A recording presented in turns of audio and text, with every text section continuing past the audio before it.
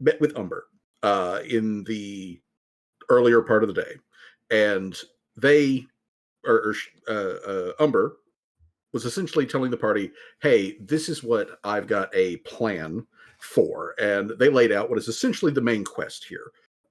She has used her information gathering sources and everything like that to pull together information on the Olgathu, the psychic veiled masters who were the oppressors of the Azraketi back in the day. They got bombed all the hell and back by the Empire like some 200 odd years ago. As a matter of fact, during that entire situation was when Ariel was actually first alive. She was a test subject. She was basically a middle ground part of the process of the Veiled Masters, turning the deep sea Azraketi into shape changers that could then be used, technically puppeted and things like that, to infiltrate the Azraketi who were rebelling. And she represents kind of like a middle stage in that. So Ariel, she is a shape changer, and her part in all of this is that up until the last minute of the last bit of combat, she was in gecko mode. She was sitting on Seamus's shoulder and was providing with scent to like locate the guy who had been marked. The guy who had been marked was a snake dude. This was one of the little side missions, essentially, that had come up. The snake guys had showed that they were still in town. They were disguised. Umber obviously was not like pleased with that, but like she didn't have a way really to root them all out in a manner that would handle everything, but also not like be like super destructive.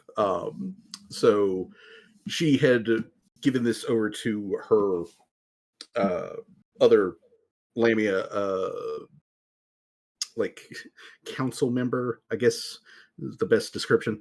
Akevi. And Akevi was like, "Hey, I've run it down. I think they're in this location."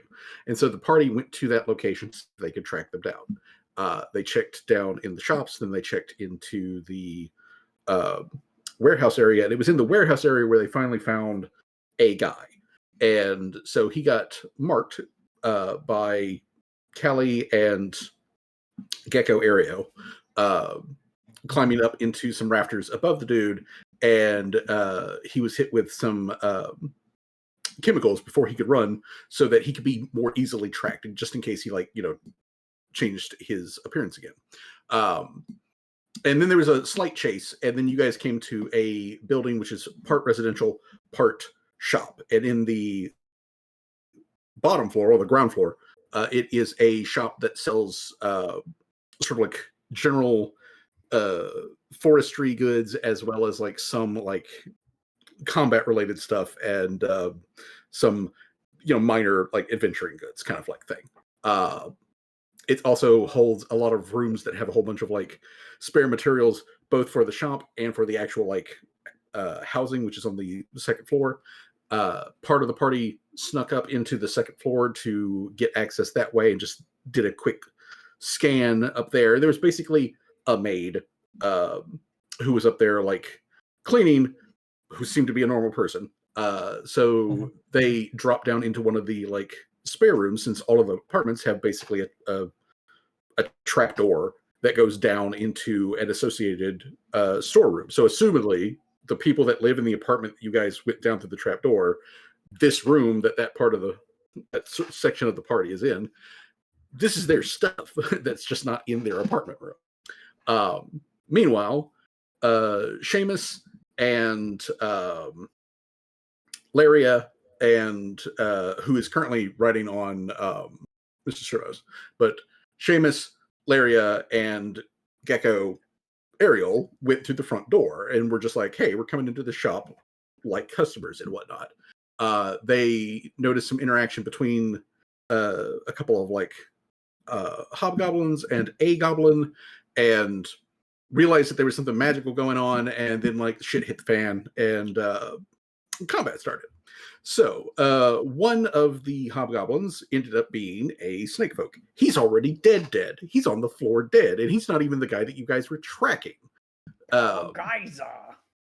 One of the goblins exploded into a full-on lamia. Her name is Yanae, and Yanae is pumped up on some kind of shit because she doesn't look normal. Like Seamus, the snake lady who is over in the corner, is normal size for a lamia, which is fucking huge. But her humanoid parts, which are still mostly nominally like human looking, have had some changes made to them. She has what looks like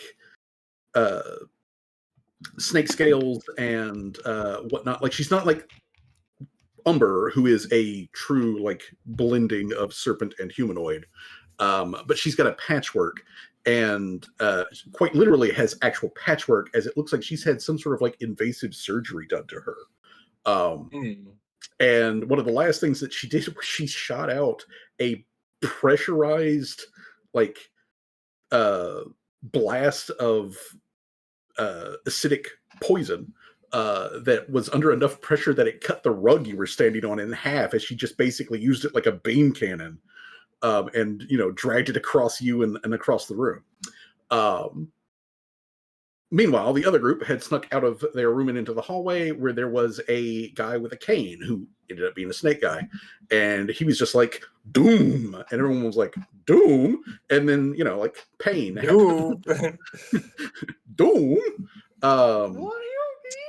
What do you mean, dude? But yeah, so let me unpause the game here. We had ended. Let me go over here to the encounter tab.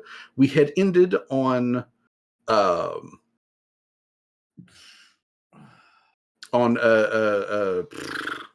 God, brain fart. Callie's turn. Yes, we ended on Callie's turn. So Callie had already done all of their stuff.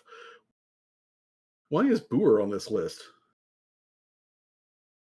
Why is Booer here? Boar's they're currently fighting rats. Yeah, they are currently having a rat situation. So we're just gonna skip. We're just gonna skip that. Just skip that. Oh,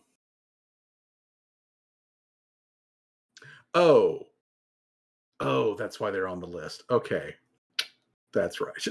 They are actually placed on a map on a whole other page in here that we aren't on. Where they are having their rat encounter. That's why they're actually on. Okay. But though that brings us to Ariel. So Ariel gets to go, and you guys finally get to see what Ariel is like in combat. And spoiler alert, it means I get to finally see what Ariel is like in combat, because I don't know.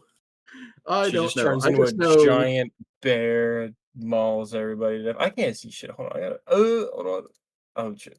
I'm trying to move specifically the camera so I can see.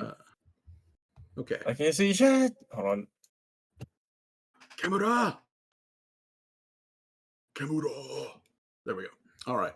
So now Ariel is currently in her humanoid, for lack of a better term, form, because she got hit by the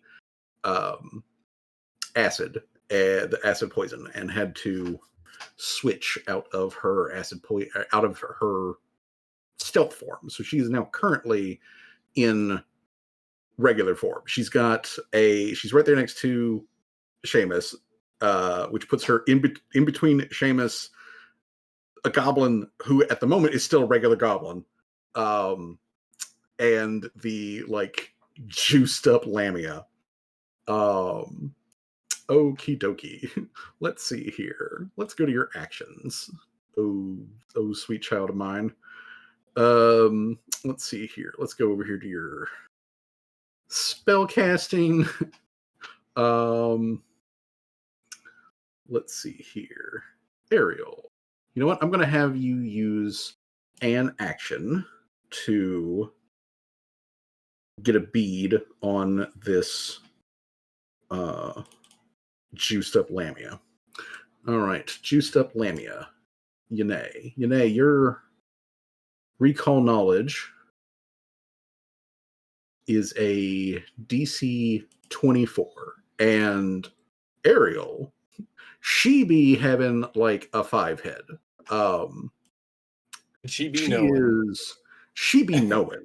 The amount of like lore skills that she has is just fucking ridiculous. But she does know specifically. She's got nature. So she's going to make a nature check. So first action is recall knowledge. So we make a nature check.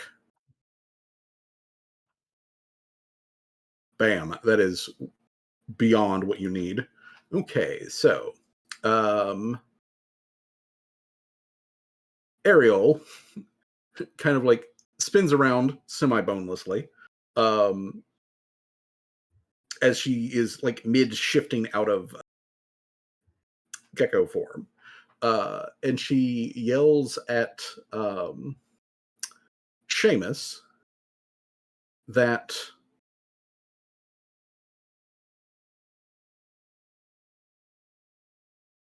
Yanine has been altered in some way. there is a part of Yanine that is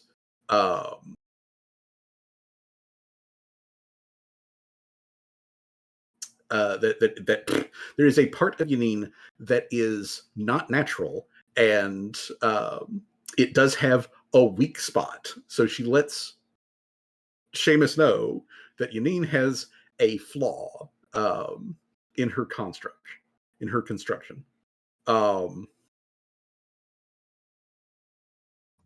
A slashing weakness, a punching weakness, a a little more to work with.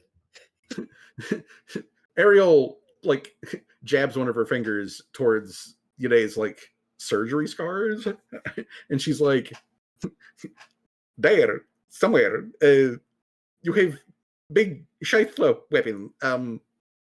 Stick it in there and turn." Say less.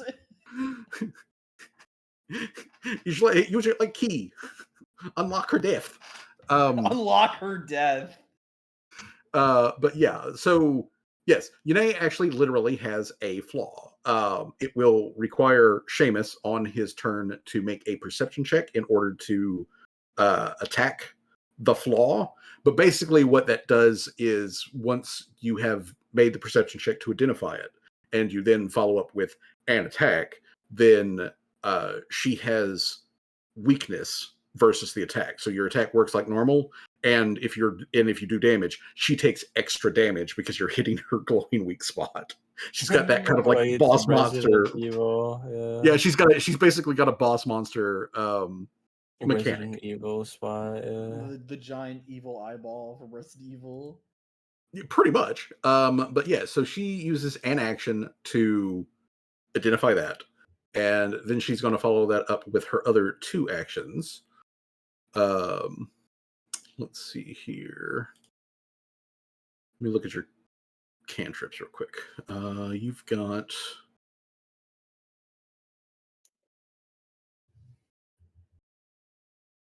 you know what?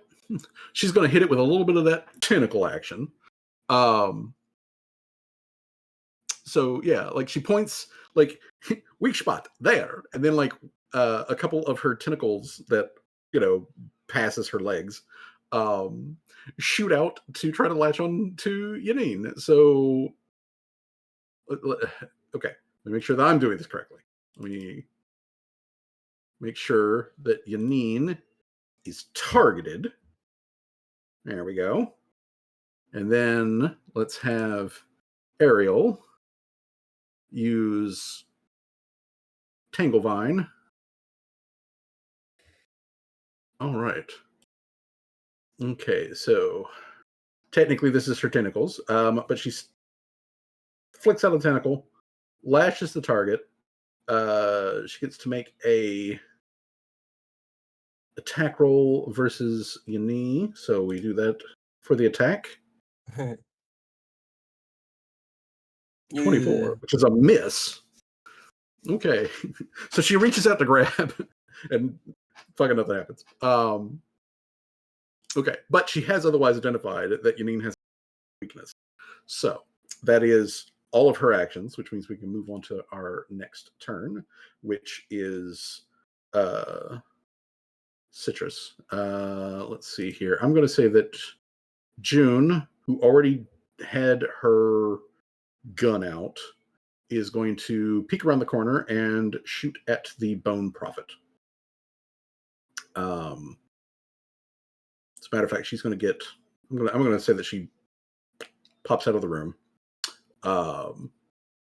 and targets the Bone Prophet. Let me make sure that Yanine is no longer targeted, or else this will go wacky. Let's open up. Where is Rosie? There we go. Rosie's sheet. Rosie is going to fire Ladyfingers. Let's see here. Where is Ladyfingers? All right. Ladyfingers.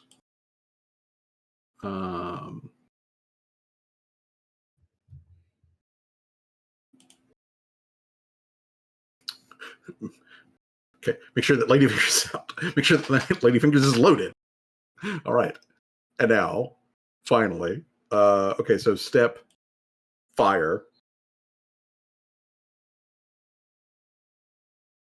Kaboom, hits. Okay. Damage. All right. Bone Prophet. You take. I love the sounds. The sounds mod that I added into has just been absolute comedy gold. Okay, so there is the kaboom though of a gun strike. I'm going to say that for her last action, I'm going to say that I'm going to say that she reloads. Okay, so she reloads the gun as her last action. Okay, bam. Okay, so doodly doodly doo. There's Rosie. That's all of Rosie's shit. Okay, so Rosie does her thing. Back over here to the encounter. All right, so now we come over here to the guy who is standing in the doorway that Seamus can see, who currently looks like a hobgoblin. In his panic, I am going to say that he drops the guys and reveals his snaky man form here. Let me move his snaky man form in here, and then get rid of his other form. Okay, so he drops that. He then, and he can do that as a free action, and then he kicks the goblin into Seamus with the attempt to knock Seamus off of his feet. So, Seamus, you're having a goblin kicked at your shins. What is your reflex DC? My reflex is an 18. 18. Okay. It's a Reflex. plus 18, so I'm assuming that's a 28, right? Yes. Yeah. Okay. So That makes sense. Okay, so it's a 28. This guy is going to attempt to make a push against you to knock you down and apply the prone condition. So he's going to make an athletics check by hitting you with a goblin. I'm gonna hit a bitch with another bitch. He is going to hit a bitch with another bitch, and it's highly unlikely that it will work, but he's going to try. All right. Okay, my guy, you need to give me a. Let's do a. Okay, hold on. You come back in over here. Untarget the bone prophet. And we are going to, so that it doesn't give me a stupid roll here. And then he's got that bonus. So give me the roll. Okay. Well, a 26 is surprisingly close to a 28. But that's not enough. So he kicks the goblin into you.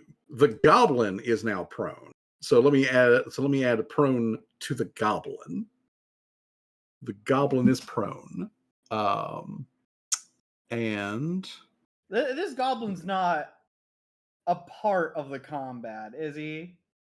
no. He is literally just a regular dude shopping when the chaos broke out.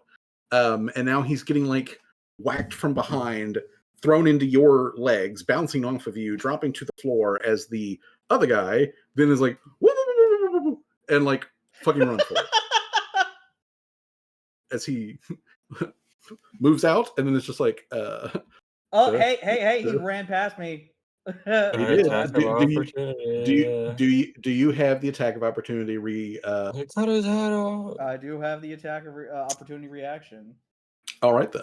So he moves here, triggers the attack of opportunity. Please make an attack of opportunity versus this guy. Remember to target him first. I think it was. Let me move this. That is select tokens. Let me do this. I believe I'm targeting him. Okay. Hold on. Let me make sure that nobody else is targeted. Oh, here we go. Select targets. There we go. Yeah. Actions. Then we're going to give him a scythe swing. Give him the scythers. Where the fuck do you think? Oh, it's probably not going to hit. Oh no, that hits. Oh. That hits the man. Roll damage. Please. All right. And 20 damage. you splatter blood. But he's gonna keep going. He's just like, fuck. Fuck this shit. Take care of it, you mean. But he's like, yeah, I'm out of here. So let's see, 5, 10, 15, 20, 25. He can get there. And then he's going to... Actually, I'm going to say he's going to take an action to take cover around this corner. So as far as you guys know, he's run out the room, but he's actually just right around this corner here. But he's actively taking cover around this corner like a little coward bitch. Okay, so he runs out. And then we come to Jay, who is a gunman with a gun right down the hall from a bad guy. He is a bad guy, dog biter. That is a dog that bites. Bad guys, specifically. He bites them with his gun. Okay, so let's go to Jay. Let's go to Jamal. Let's make sure we've got our flintlock. Flintlock is done. Okay, so now again, let's do this little song and dance. Make sure we target the correct guy. Then we... The right guy. Ooh. Critical. Ooh. As he just unloads. Okay. Oh, damn. Kaboom. Well, that's a critical failure. And he also critically fails the saving throw from the effect. Okie dokie. All right then. Okay, so that means this guy is now stunned 1, and he is the proud owner of 33 damage. He is not looking good. No, he's not. You're looking a bit hurt. You know what? Then I'm going to say that Jamal is going to run down the hallway with his with his fucking dagger, and gives him the. Let's see. I'm going to switch this to slashing damage, and he's going to give him the slash. So second attack, slash.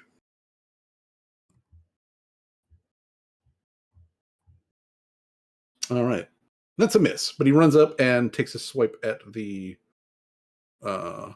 Snake Man. Okay. All right. So bing, bang, boom. That gets him out of the way. That guy's already dead, which means now we come to Seamus. Yes. All right. Seamus. You are aware of the fact that Yanine has some sort of construction weakness as part of her mechanic. So if you would like to take advantage of that, you will need to make Roll a check. perception? And give me just a second. I can pop it up for you. Let's see here. Yanine. Flaw. Okay, and send to chat so it's there. All right, so make a DC 26 perception check. I just need to roll a 10 or higher. Yeah, it's pretty easy. There you go. That means against your next attack, Yanine has weakness. So whatever you hit her with, she's going to take extra damage. Well, you already know what it is. I'm gonna be Alrighty. like, one. I'm gonna. Wait, hold on. Fucking. There we go. On. It's that's be I'd be on top for her, so I'm gonna be like right here. She'll be Okay. right there, and then I'm gonna do Okay. a good old sight swing. So that's like 2, and then sight swing will be my third action, correct? Yeah, well, the perception check is an action, so that's one action. The Movement, step, another. the step is another action. You already had the scythe out, so you're good to go. And then third action would be the swing. Yeah. So, oof, Him with the missed by tree branches, one. bro. You know what? I'm gonna use a Missed hero by point. one. I'm gonna use a Okay. hero point. All right. Yeah, that's fair. Try that again. There we That go. was a good use of hero point. Yeah, that definitely was. God damn, give me damage. Damage and then the crit. Well, hit crit for the damage. Shoosh. Okay. Also, you weren't targeting her. Oh. You weren't targeting her. Hold on. Let me make sure that 29 actually. No, that means that the 29 actually would have hit her. It would have been a critical, but like you give yourself that hero point back. Give yourself that hero point back because you don't need it. And then if you would just roll the 29. just hit the damage button. Yeah. All right.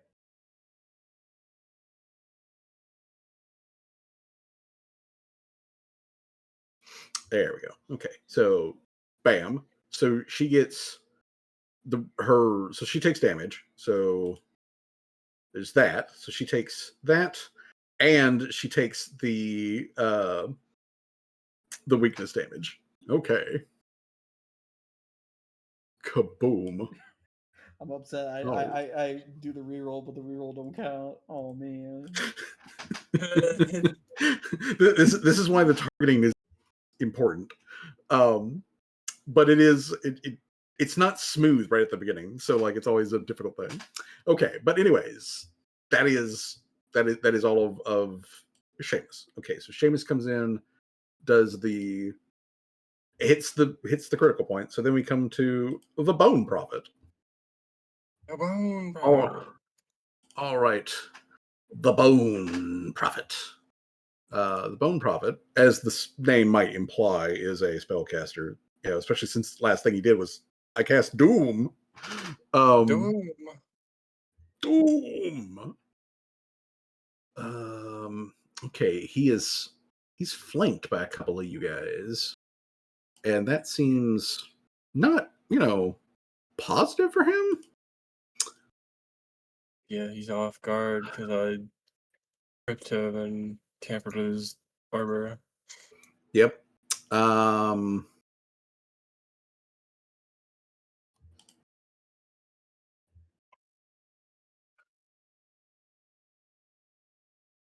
Okay, then you know what? He's going to use his howdy doody.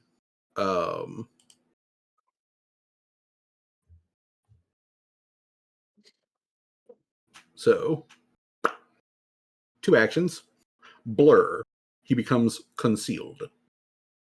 All right, so let me add the concealed effect to him. All right, so he is concealed. Where is the concealed thing? Confused, controlled, concealed. There we go. All right. He's now concealed. Okay. So, but as stated in the spell there, that does not actually affect you knowing where he is. You know that he's there. He's just going to be difficult to hit as his scales shimmer, and you're looking at a snake man who's the exact same color and pattern as the wall behind him. You know, but you can still see the shimmer and whatnot. But he does that.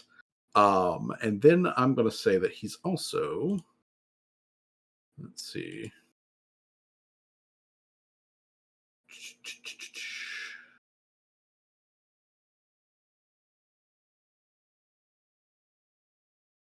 No, not that.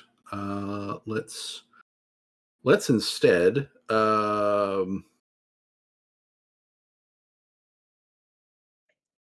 bop Callie. He's gonna try to bop Callie with his walking stick. All right, so versus Callie. Let me make sure Callie is targeted. Not Dr. Tremors. Callie. Okay, Callie is targeted. And then he do the whopping. Bam. That is a hit. All right. Damage versus Callie. Bonk. You can just click on the damage button there. Almost credit Callie. Oh, I just click on the damage. Yeah, just say where it says syrup and then damage. Here we go. All right. Yep. Yeah, so he bops you. He bops you pretty hard. Yeah, but almost critted, yeah. You know, but you've taken worse. Yeah. But yeah, he is a little shit. So that's what he does. He goes blurry, and then he gives Callie the smackaroons, and then we're going to come over here. Let me make sure to untarget Callie, so that's not an issue. Okay, and then we come to Laria, who is currently riding on a robot that is rapidly running to help Mom. You can see June in the corner up ahead of you. June has just rapidly. You heard the kaboom of the gun go off. You heard the kaboom of Jamal's gun go off, and then you heard the pitter patter of him growling and snarling, and the pulling of a blade as he went to engage something around the corner, which is where you can hear Callie going as she gets whacked. So, all right. Well, since Mr. Servos is on its way to help Callie, and I heard Callie get hit, I'll save my turn until after Callie. Okay, so you're going to. Okay, so you'll delay until. So I can help her out too. Okay. All right then. Let me drag you up here to behind Callie. And we come around to the top, which is Yane. All right. Yane looks down at the cut on her torso that was just made by Seamus's scythe. And she looks at him And she's like, you think that you can do this? That you can cut my perfection?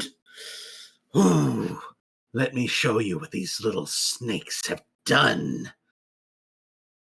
And I mean, if you're talking about perfection, I mean, Perfection, I lady. You look mean- like a. You look like a. those scars ain't really doing much for you, sweetheart. I should know, What the considering hell I'm is missing this half meme, my Levi? fucking face. What the hell is this meme Levi sent me? Levi just sent me. It says my tummy hurts and I'm mad at the government. As you should be. 30 on 30. As you should. This fuck. I bet this one look like a fucking. What the hell is? What is that stitching method when you stitch multiple fucking things together? I forgot. Patchwork. I bet she looks like a patchwork quilt or some shit. I saw that. I want to ask the question and then answer it because it finally came to me. I hate when that happens. This shit happens too often with me. I'll ask the question and I just realize the word. She hit me with a 1d4. Well, no, actually, the D4 specifically is how quickly does her superpower recharge. Oh man, I hope that doesn't mean it recharges immediately. Yeah, that means it recharges immediately. Oh my god. Okay, so well, I guess I'm not in that room to worry about it. I guess. Okay. I mean, Callie should be worried. That's her dad. Okay. Actually, yeah, no, yeah, right. Shit, you're right. My dad and my. Oh, I'm not worried. Don't worry. Girlfriend is in that room. You're right. Yeah. I'm fine. Oh, I didn't know Ariel was there too. Girlfriend, Yeah. boyfriend, whatever she likes to go by, I suppose. My significant other. My significant your partner. Other.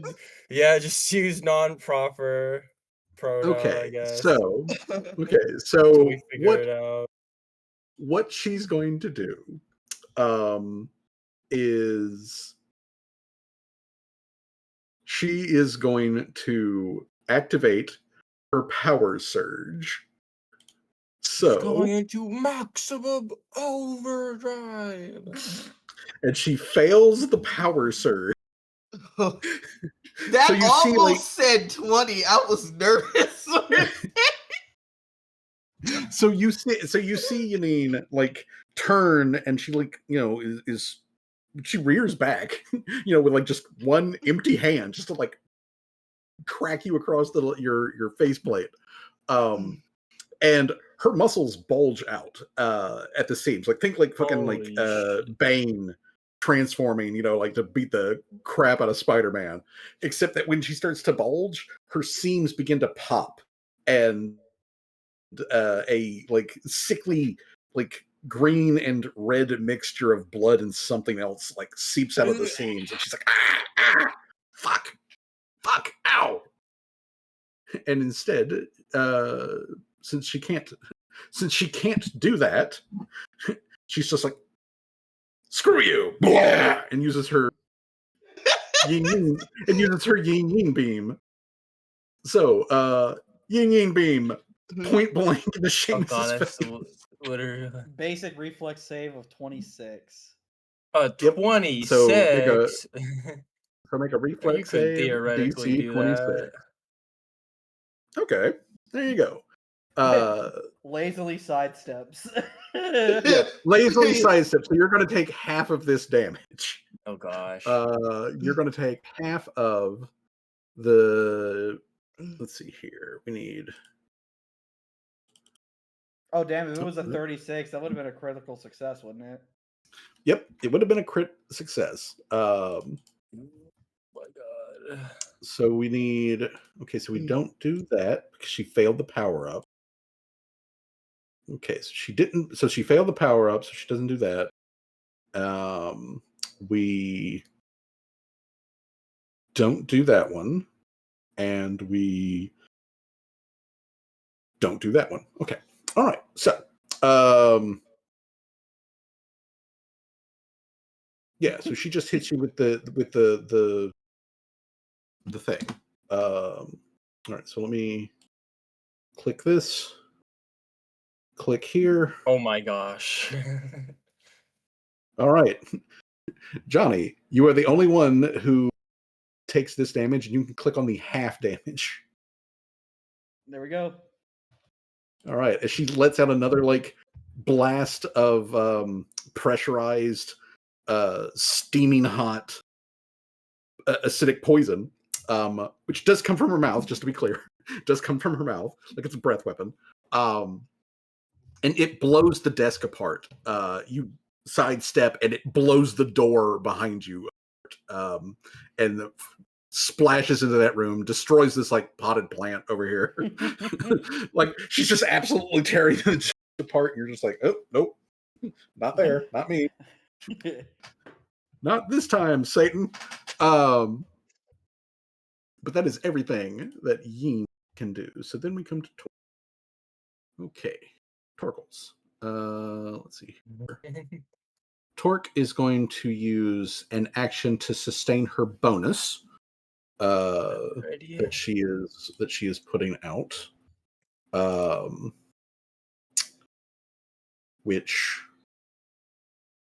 Funny Torque, on my screen, I just only see her silhouette.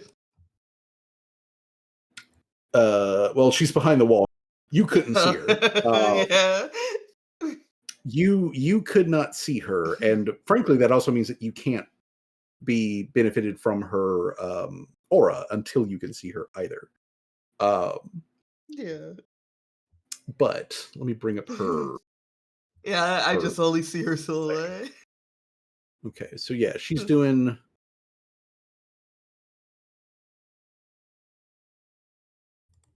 She's doing that. So let me put down that action. I'm going to say that she is going to move and because she doesn't actually have to do this like on herself. I'm saying she's going to actually throw it down this corner. So she puts it down in the corner there as an action. And then she's going to 5, 10, 15, and then right around the she skimmies around the corner, like gives Rosie a smooch on the cheek and is just like, good luck with snake people. And then she slams her ass against the wall to make space for Mr. Servos, who is about to come barreling through there. So she is going to actively just take cover. So that'll be her third action. Now, let me turn off ghost movement because I don't ghost movement. How do I do this? Okay, this one needs to be gone. Okay. All right. Okay. All right. Cool. Too cool for school. Do. All right. So back over here. That's Torque, which means now we come back to Callie. Callie. Yep. Your invisibility condition is no longer active. Yeah, because So we can so we can remove that. What are the other conditions I had? You're currently encumbered because you're too much weight, which makes you 21. I don't know why I don't know why I'm that. I thought I fixed this already. Whatever. Oh, am Yeah, I still enfeebled, by the way? Is it the fucking power armor, or is it what the fuck is causing this? I'm pretty sure all my other stuff should be.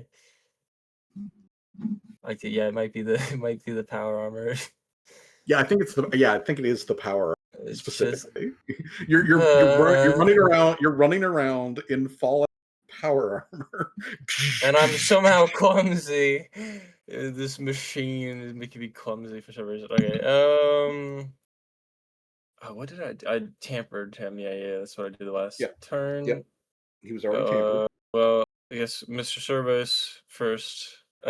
His quickened action will be to move. Like right there. Okay. The mushroom lady comes with her. So let me move the mushroom lady. Okay. All right. I see Callie So a little bit. so I guess Mr. Servo is running around the corner. He sees Pumps that Pumps guy, up over Jamal. and then he's probably gonna punch. He's gonna punch that guy. All right. Remember to target. Yeah. Target you, Mr. Servos. Actions. Robo Fist. Robo Fisticles. Charmers. I think it's this one. Yeah. Okay. Yep. Bing bang No. boom. Roll the damage. That's Right? crit. Goddamn. Okay. All right. Hold on. Because the guy is concealed. So when he is concealed, now he's off guard, which lowers his AC, but he's concealed, which means there is a mischance. So down in the dice tray below the chat, you'll see I see that. So roll that. DC 5 flat check. Yeah. Oh well, you know. Well, hey, there you go. All right. And then So that means he takes that damage. So is it the critical or they just yeah, it's a critical hit. So yeah. do it. Oh my god, oh my god, bro. Crunch. And now he's also been poisoned and he's bleeding. I can tell you that he's not going to last very long. No. Unless everyone beefs it and he pulls something out of his ass at the end of his turn, he's probably dead. Okay, yeah. but that's Mr. Service's quick action to get over there, and then his actual action to hit him, robo punch. Okay, so he robo punches, splatters Snake Man blood all over the back wall. Callie. Yeah.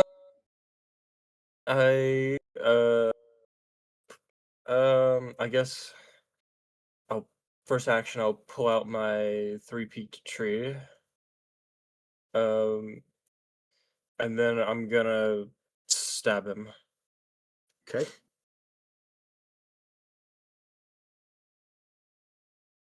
All right. It'll be a hit.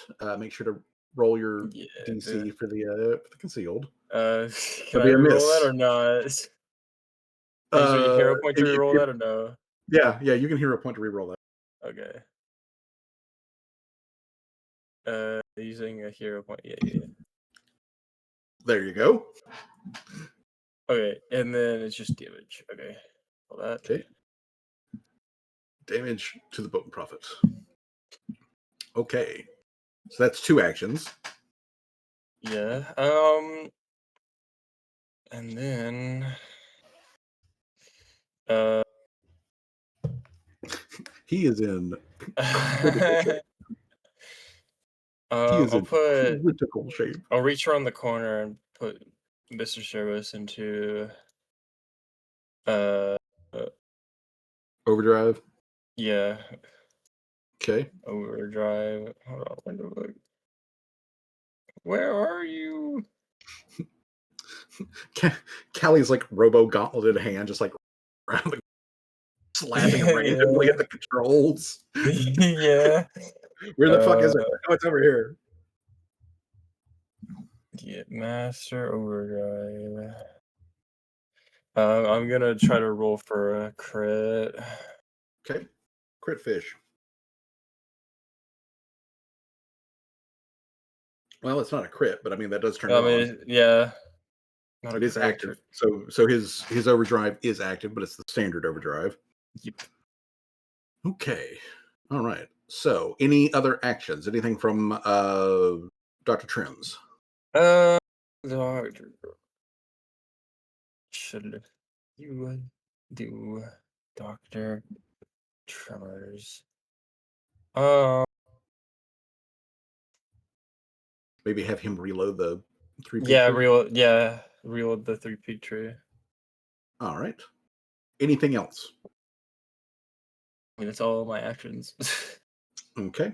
So then we come to Laria, who re-enters.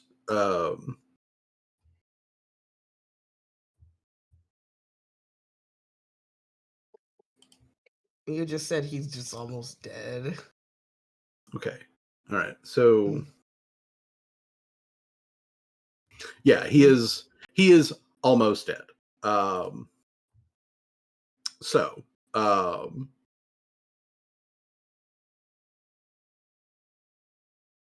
if you want to like put him down, it wouldn't be terribly difficult. He currently has, I'll go ahead and tell you don't even need to make a check. He currently has like 20 hit points left, and he hasn't even taken his first round of acid and bleed damage from the hit The that like critical, Mr. Cerebros yeah. just put a hole in him with. So he's about to take 2d6 bleeding and 2d6 acid damage. Unless he like makes some extremely impressive rolls. He's otherwise dead anyways. I mean, I guess every single one of those could be a 1. He could roll a 1 on every single one of those, and therefore If he suffer wins somehow. for slightly longer. He suffers slightly longer. But you're right next to him, so you might as well just like, dome a fool.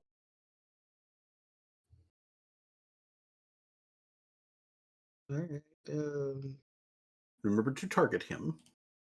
Oh yeah, I got on target. Okay. I'm just gonna cast a spell. He be casting themselves. Yeah, it's not gonna do a lot of damage. You said that about the last spell too. All right. This is true. Crashing wave. All right. So you just open up a portal to like the ocean and blast water through a hose, essentially. He does have to make a reflex save, yeah. Yeah, he will need to make a reflex save. So let's see here. DC 27 reflex save. Okay then. Fail. No, he didn't. Oh no, he passed. He passed. So yeah, he didn't fail. you know what? Since he's in a corner, I'm not gonna bother. Be like, let's place the cone, because it doesn't matter. But like, everybody in this corner is getting soaked from the backsplash. But go ahead and roll damage, please. Right, damage. Okay, 16 damage. All right, and so he takes half of that damage. So he takes half. My poor man, my poor guy. What will be your final action?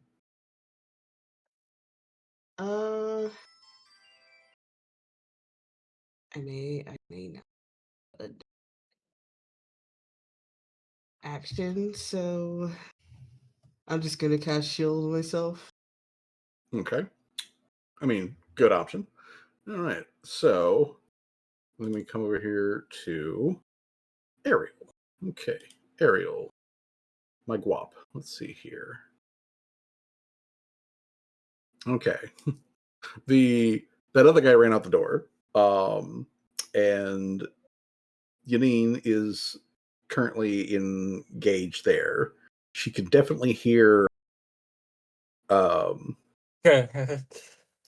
combat going on in the bag, the splash of water, and magic and whatnot. So you know what? I'm gonna say Ariel. Let's see here.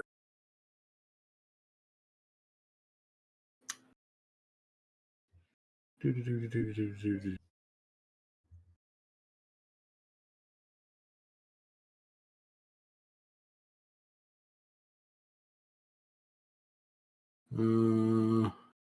that spell's not gonna happen.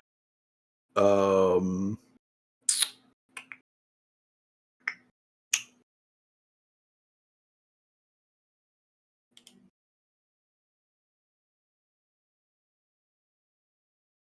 what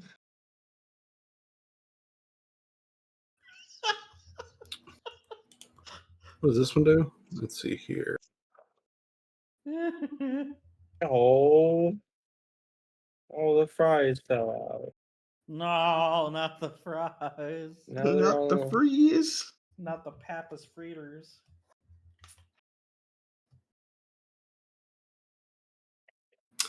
Okay. There's not enough room here to really do this, so she's not going to do. So since she can't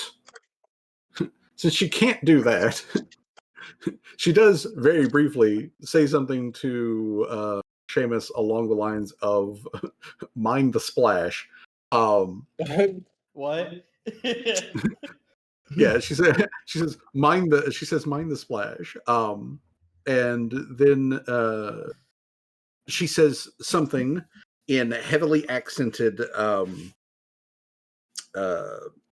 Thalassic as she calls upon spirits to nail this bitch to the ceiling. So let me make sure that she is targeting Yanine. Nailed her to the floor. Nailed her to the floor. Nail this bitch to the ceiling. So she's going to cast Impaling Spike on Yanine. Damn. All right. So, Yanine, you must make saving throw. Roll reflex save, Yanine. That's a crit pass. Okay. Damn. Critical success. Damn. Dodges this spike and is completely unaffected. Fucking snakes. Okay then. So she is then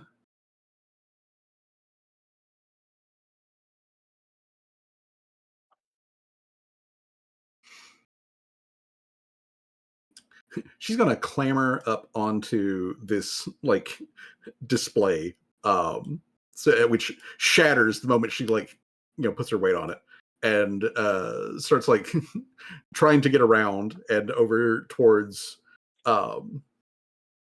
this door. So I'm going to say that she's only going to move to the door though, and she looks at this human guy who's over here, who has just been cowering in this room, like gives him like a glance, and then she yells down the hallway, "Is everybody okay? We have a big snake lady here. She's very angry."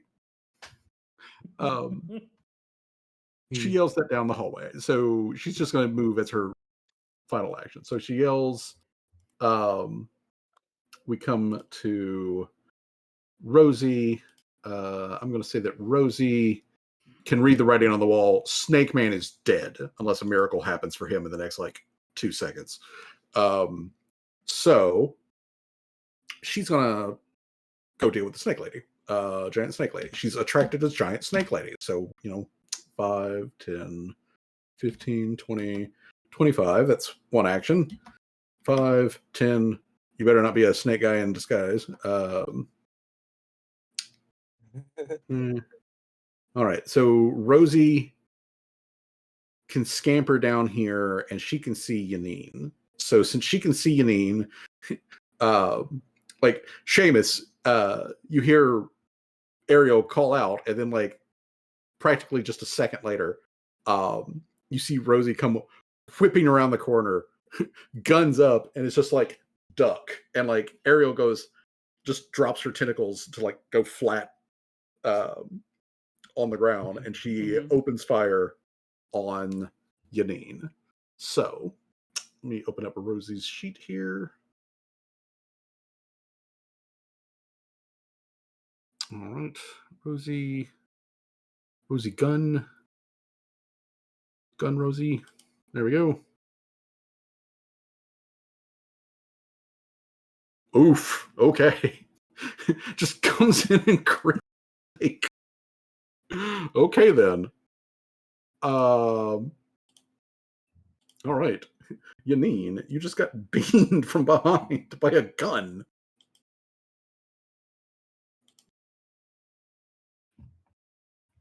Three. For a total of 9 damage. Brr. And because Seamus whacked her damage point, she takes greater damage because of that. Okay. So Yanine, she takes the slamos. All right, so that's Rosie. This guy around the corner. He's gonna. You know what? Give me a. I'm gonna give him a 50-50 chance here. High, he sticks around. Low, he bolts.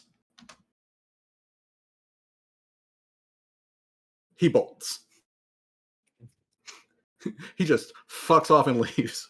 He's like, nah, not doing it. I ain't having that shit. I ain't going for this shit. So Snake Eye abandons post, abandons Yanine, abandons the bone pop.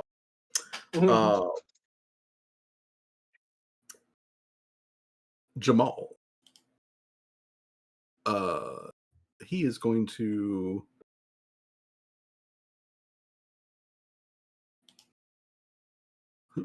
Oh shit.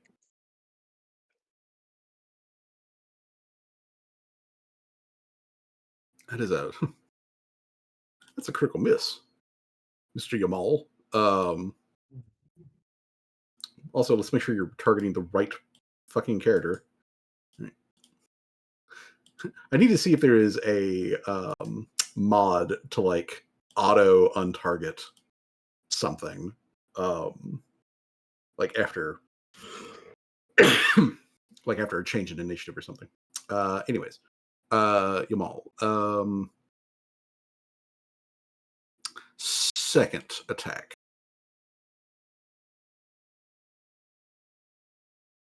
All right, that's going to hit. Check. That's going to be a hit. Damage to this guy. All right. Damaging the Bone Prophet. God damn, this Bone Prophet. How many hit points do you have, my guy? You got like 3. Yeah, he's got 3 hit points left.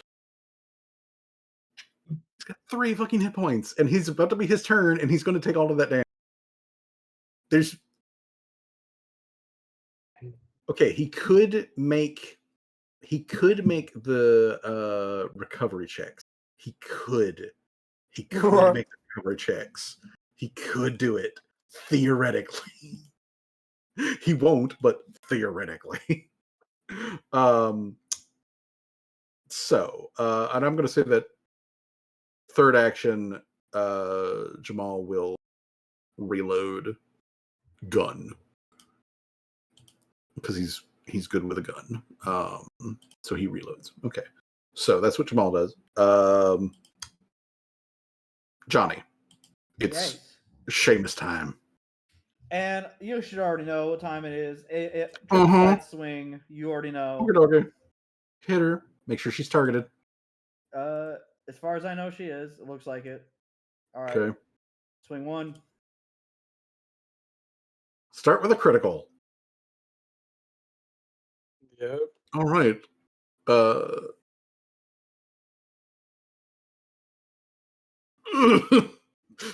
Swing 2. My God. Swing 2. That's gonna hit. Give me damage. Oh my God, dude. You are painting the 3. room. That's a hit. Oh my god. Oh my kill her. god! You can't And all not you kill hear her. is, huh? What'd you say? I said you can't not kill her.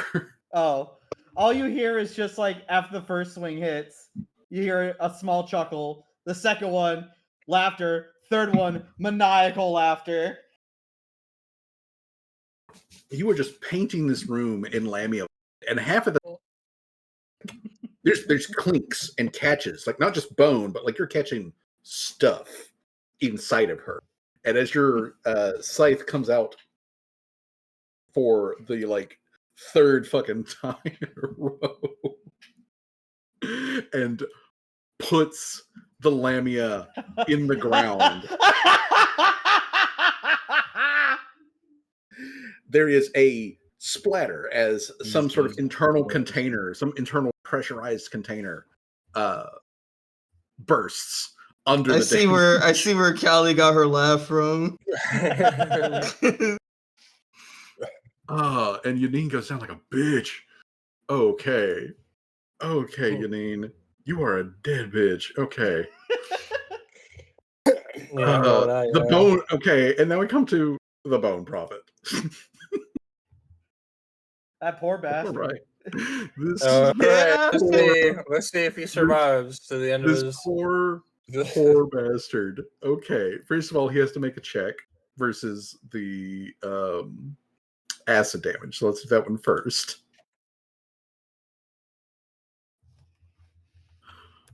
Holy shit. Okay. Okay. So he makes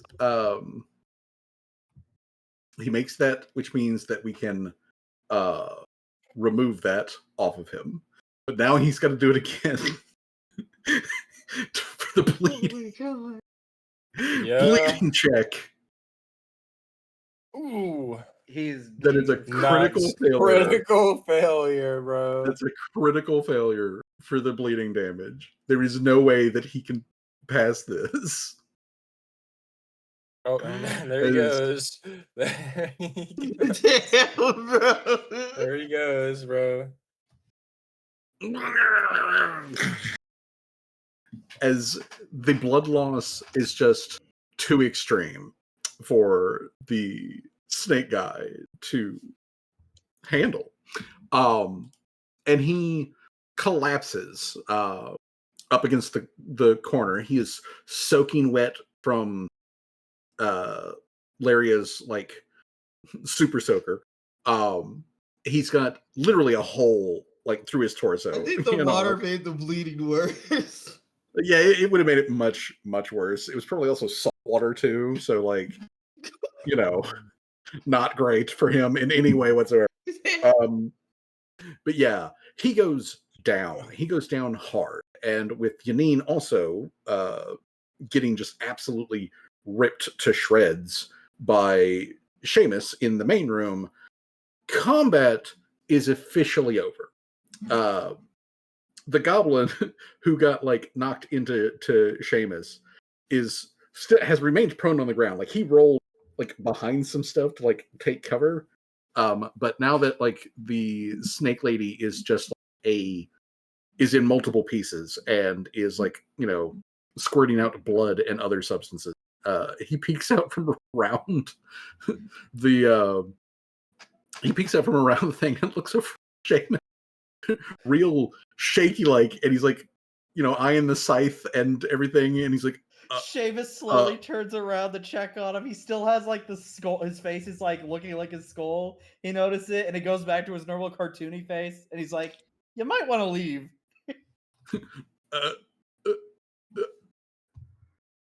Yeah. And then he slowly begins to like crawl away, and then takes the opportunity to get himself back onto his feet, and then he just fucking books it and runs.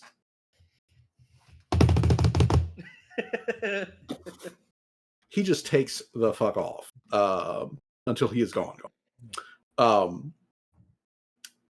This guy over here is like looking at the door at Rosie and Ariel, and he is just like very cautiously, very slowly, like taking a step back, putting down the box that was in his hands, putting his hands up, and he's just like, I don't want no trouble.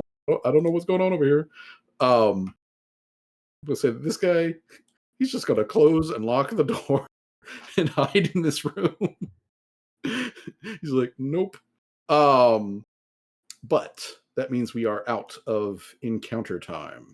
And so we can now officially end the encounter tracker as everybody puts away their weapons automatically. Okay. Ting, ting, ting, ting, ting, ting, ting, ting, ting, ting.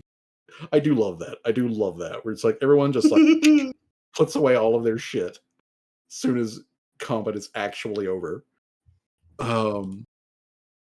Okay, so that goes on.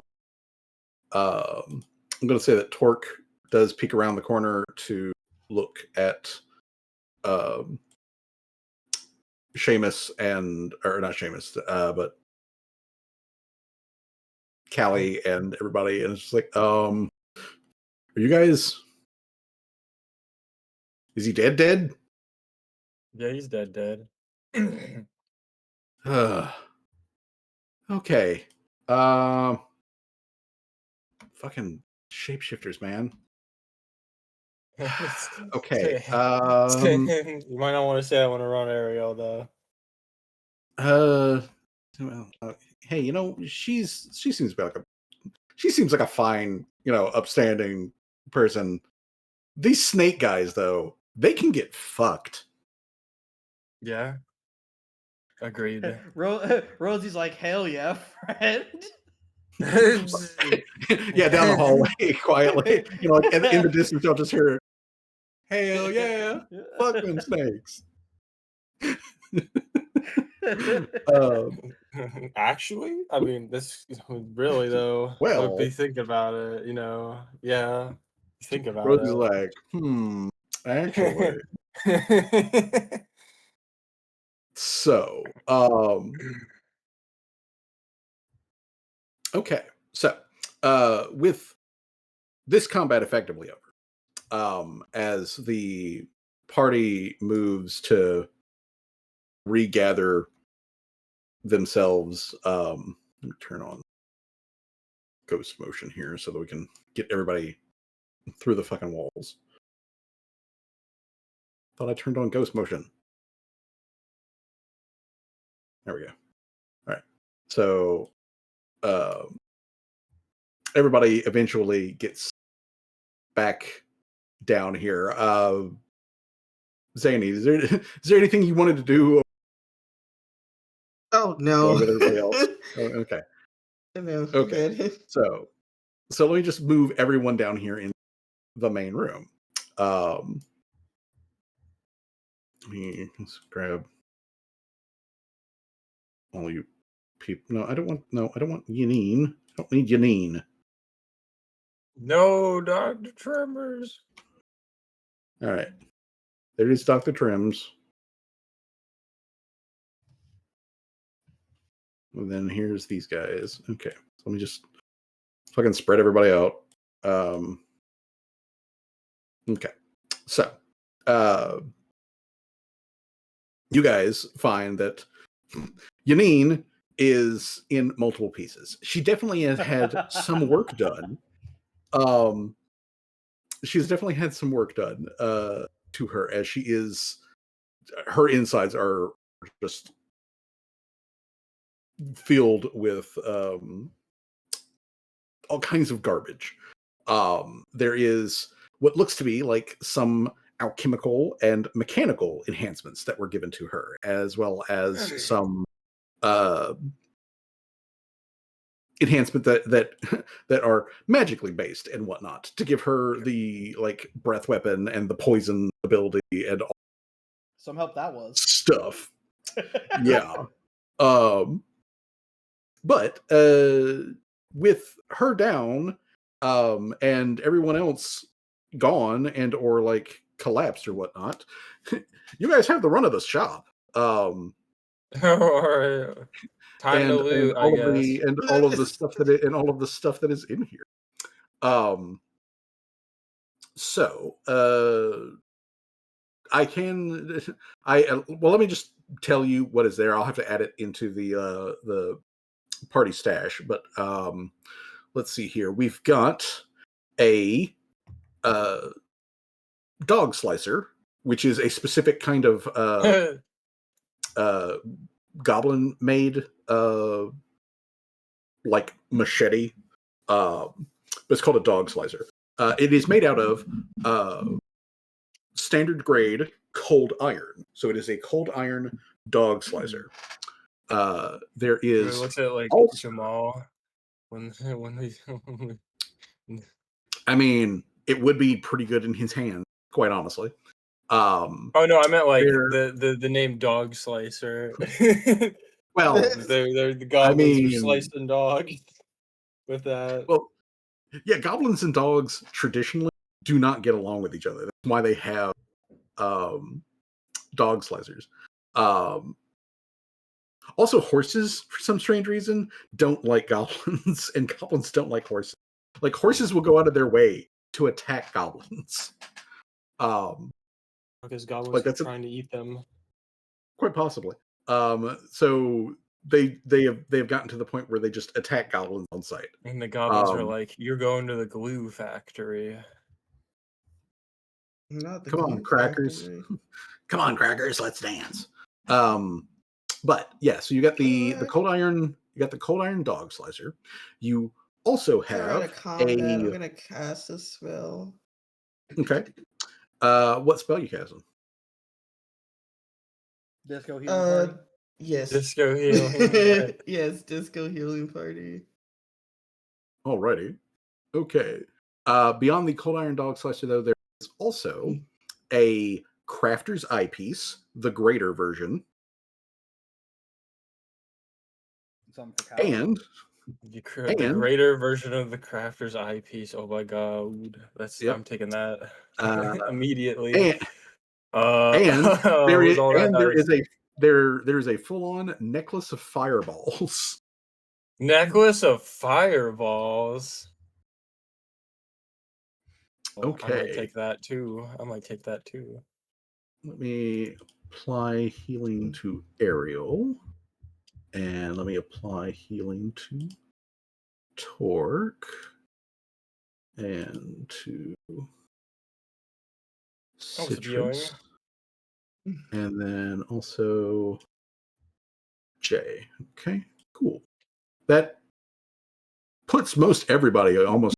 I guess some people are still slightly off. I guess Seamus, you should probably just eat a peach or something. Yeah, I gotta. I don't think I transferred over the fucking peach spell thing. I'm gonna be real. That's got to be something I gotta do some other time though. Or can't you just roll like a roll something like a D4 or something, and then see how many you grow? Yeah, but it's like also the healing effects and stuff too, because like there was a bunch of other benefits. I'll worry about it later. I can pull it up from Roll20, and I could probably throw. Yeah, we'll figure it out. Okay, so anyways, okay, so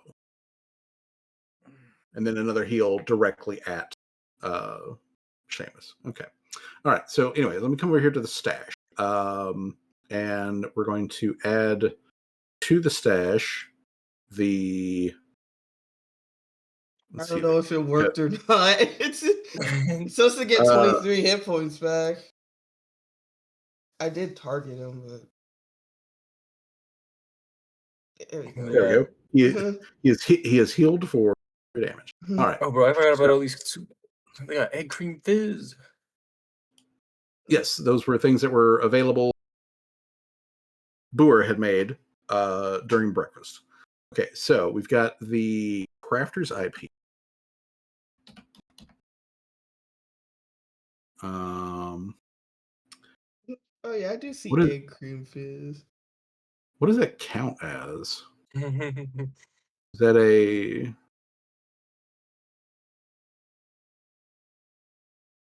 crafters eyepiece, the greater one. Okay, so okay, line up my windows here so I can do that. Where does this go? Okay, that goes into equipment. It's an equipment piece. Okay, so there's the crafter's eyepiece. Then we've got the necklace of fireballs.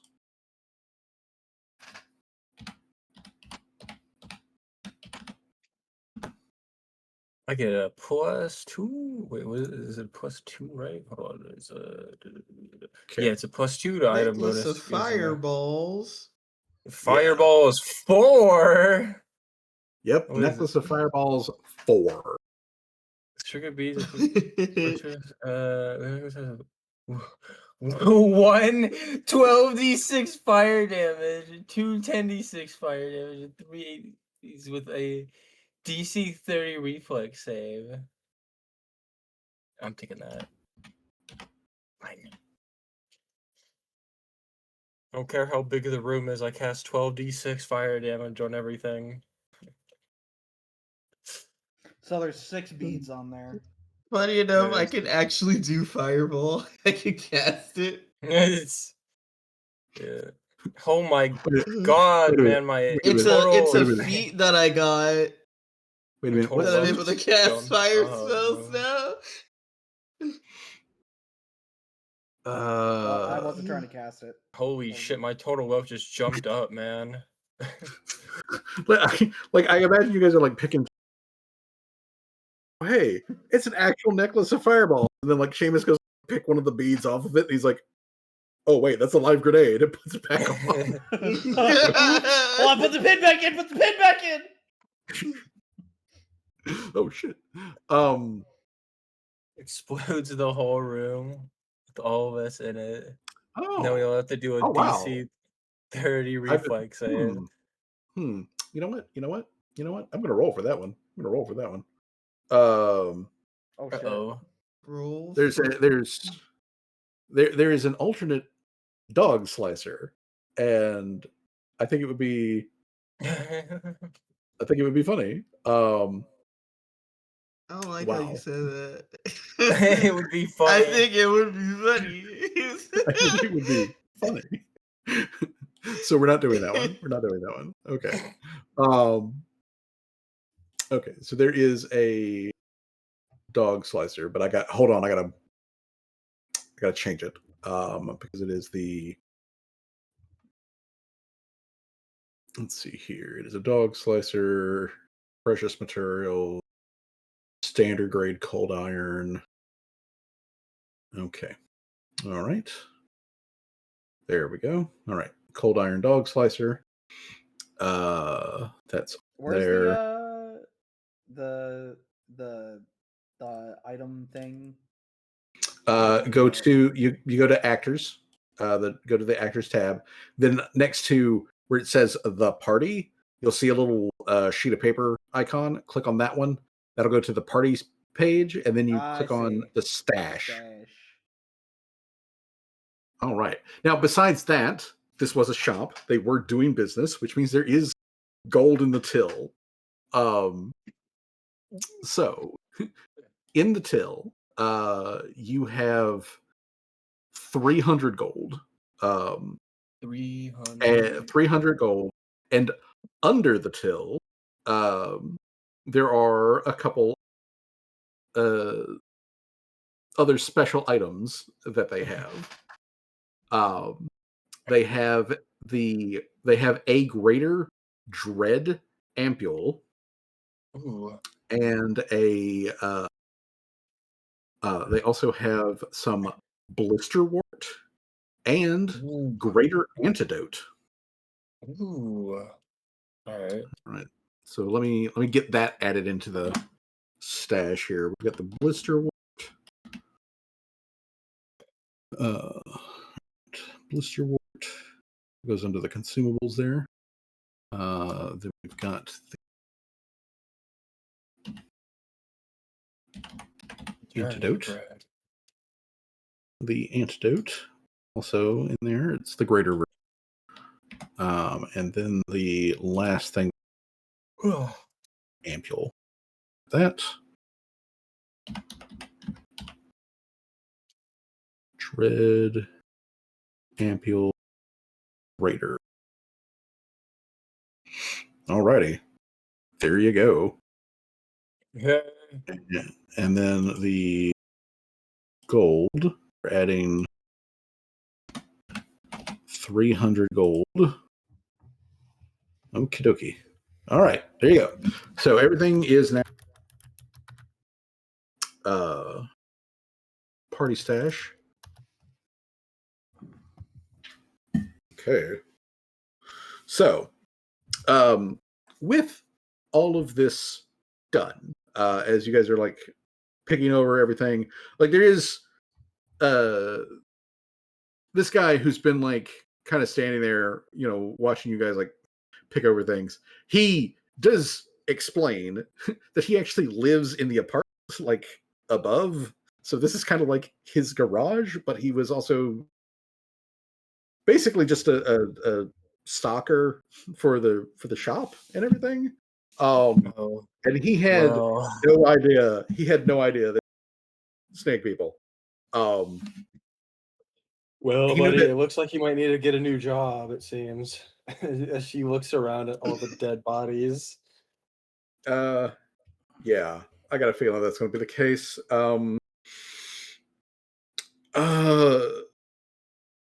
Hey, wait a minute. Aren't you guys like those foreign heroes that Mistress Umber was talking about? Is that you? Yeah, that's us. Fallen? Okay. Okay, cool. Foreign. I mean, we are foreign. This isn't our country. Oh, I thought he said fallen. Fallen No. heroes. Were we ever heroes to begin with to have fallen, honestly? You know, good point. Good point. Like you guys see like Rosie yeah. But like I can't dispute this. We are not heroes. We're not like, villains either.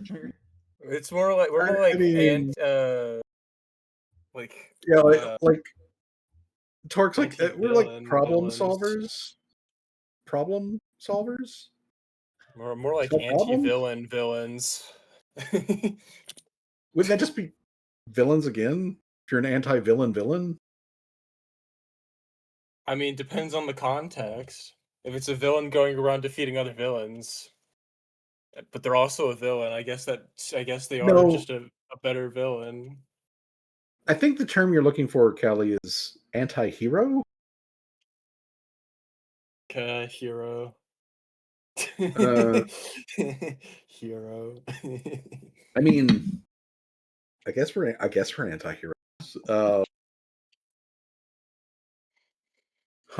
That's going to be confusing. Okay. Anyways, Torque's like, let me handle this. I'm good at talking. And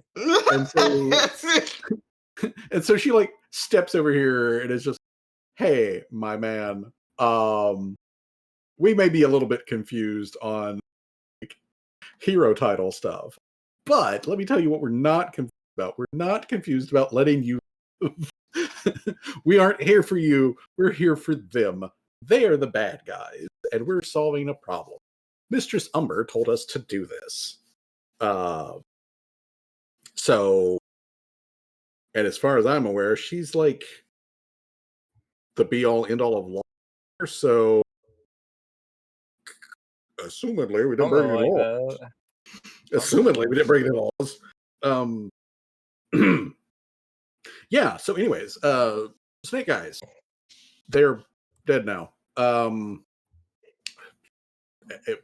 if they were charging you rent, I guess next month's free. Until the state recovers the lost property, I guess. He does offer the question, so who's going to handle cleanup? And Torque just looks at him for a moment, and then she just closes the door. And she's like, so, and then she closes the door. She's like, So I will. uh, Don't worry about that. Don't ask me how we'll clean up all these bodies, but we will. Mr. Cerberus, do the thing, and then he just pulls out a door frame and just holds it up. like you're like, Mr. Servos, do the thing, and you're like, no, the other thing. Oh, door. Pulls out the door. And then I suppose you guys spend the next like couple of minutes feeding bits and pieces of snake people. Yeah, we do. I Okay. start calling over. I start calling over people. Be like, hey, we need a wild Yoon again to do some ritual rites. And maybe get Minao down here and see if he could pick out any useful alchemical bits from these bodies. All right, let me grab the actual corpses. Okay, so the corpses get shoved through the door, and they're back in Casimir. Gacthus is directing the kobolds and like the couple of added muscle to take care of everything. And like when you pass, when you get like the first, like the top half of Yanine, like he's like just kind of like casually glancing at it, like he does most of the, the corpses that come through, and he's like, this one's, what the fuck? This one's got bits in it. Yeah. Should we take I the bits out? if you could.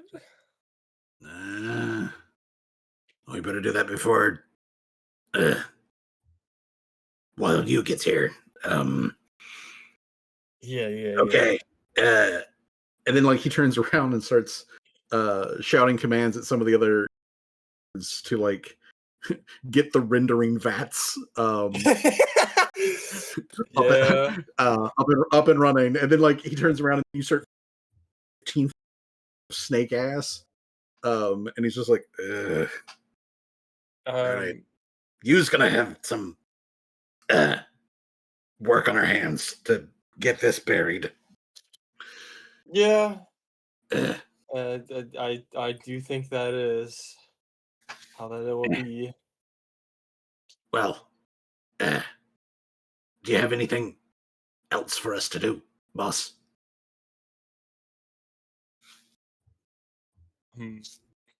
Anything else? I can't think of anything else at the moment. Okay, then after we're done rendering out the mechanical bits from the rest of the body, we'll I guess if you come back, we might be helping you put this stuff in the ground or whatever, unless Manel's got other plans.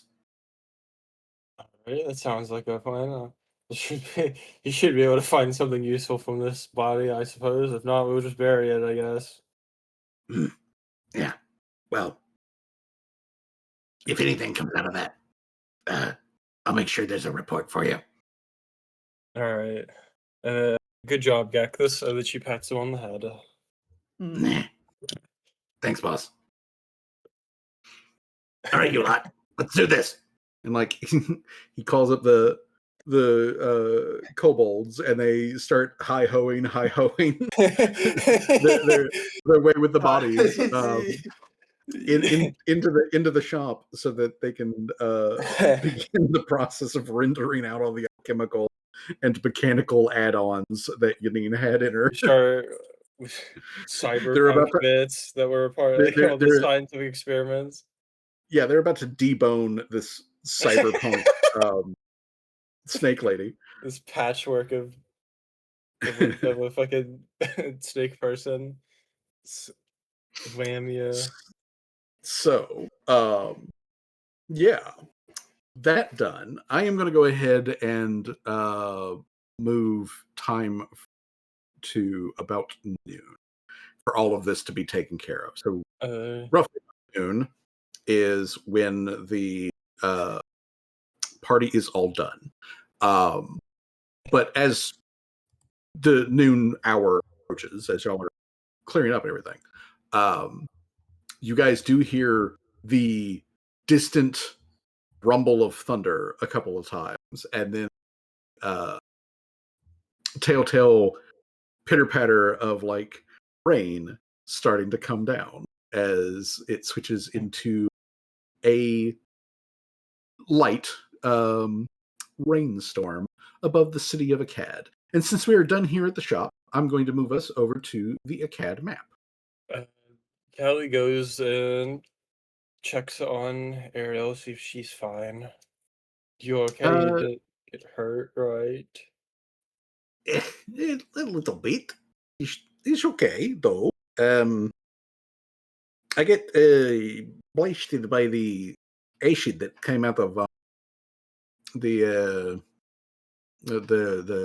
snake lady. I think they call her Janine. She's that is not like that is not common ability as far as I'm of snake people to No. spit pressurized acid. Also, like this door thing that you have, this portal door. Oh yeah. The little I don't even know what they are, but the little the kobolds, little kobolds. I was going to call them the reptilian goblin, but okay. I mean, it wouldn't be inaccurate. Yeah, these kobold guys, they are workers at my workshop. I've connected. I use the door to connect the workshop and me. I could just go there whenever. that is very very handy. I would love to have a door that take me back to like office or something where I can like sit down. I'm always thinking when I'm going out on these little excursions for Mr. Snowbird, like I am supposed to provide report, which is mostly verbal. I just speak to her, and I pride myself memory. I always feel like I might be forgetting crucial detail and pop in and write it down real quick. That'd be real handy. I would be very interested in knowing the like details of this door and these little kobold people. And then like also you had like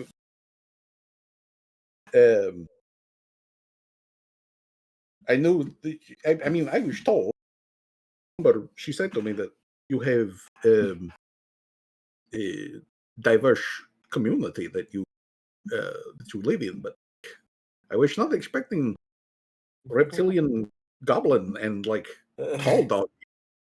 Yeah, it's very diverse. We picked Wait. up quite the characters. She kind of like scratches at her cheek over to Callie and lowers her voice down low, and she like looks over in Jamal's direction, and she's like, "The second, I thought he was an adult. Is he actually like a child dog person?" No, he's an adult. I think. He said, I'm pretty sure, yeah. Well, sometimes he acts like child, but he's an adult.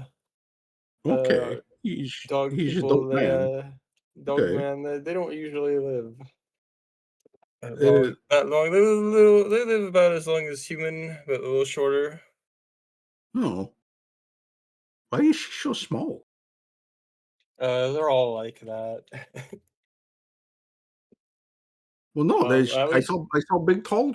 There was a big tall dog people through your door, and then like he's very small. those are Is different she dog like? people. Actually, Oh, they're different. Those he's uh what we call Shuni, and ah, the other dog okay. people, they're oh fuck, it's the word is blanking on me right now. Colo. Colo, yeah. Though they're colos. Oh, Oh, oh, okay. I see. but Colo and Shuni. Hmm. Are they yeah. are are they like Azure Kitty and we're like kind of related, but like distantly? Is that sort of situation? I maybe I don't know. I've never really asked the question because I thought it might be racist to ask Jamal if all dog people were kind of related. Oh yeah, I can see that with touchy shove it. Um, though now I am curious because previously I am knowing that there are hobgoblins, which are tall, and then there are goblin, which are short.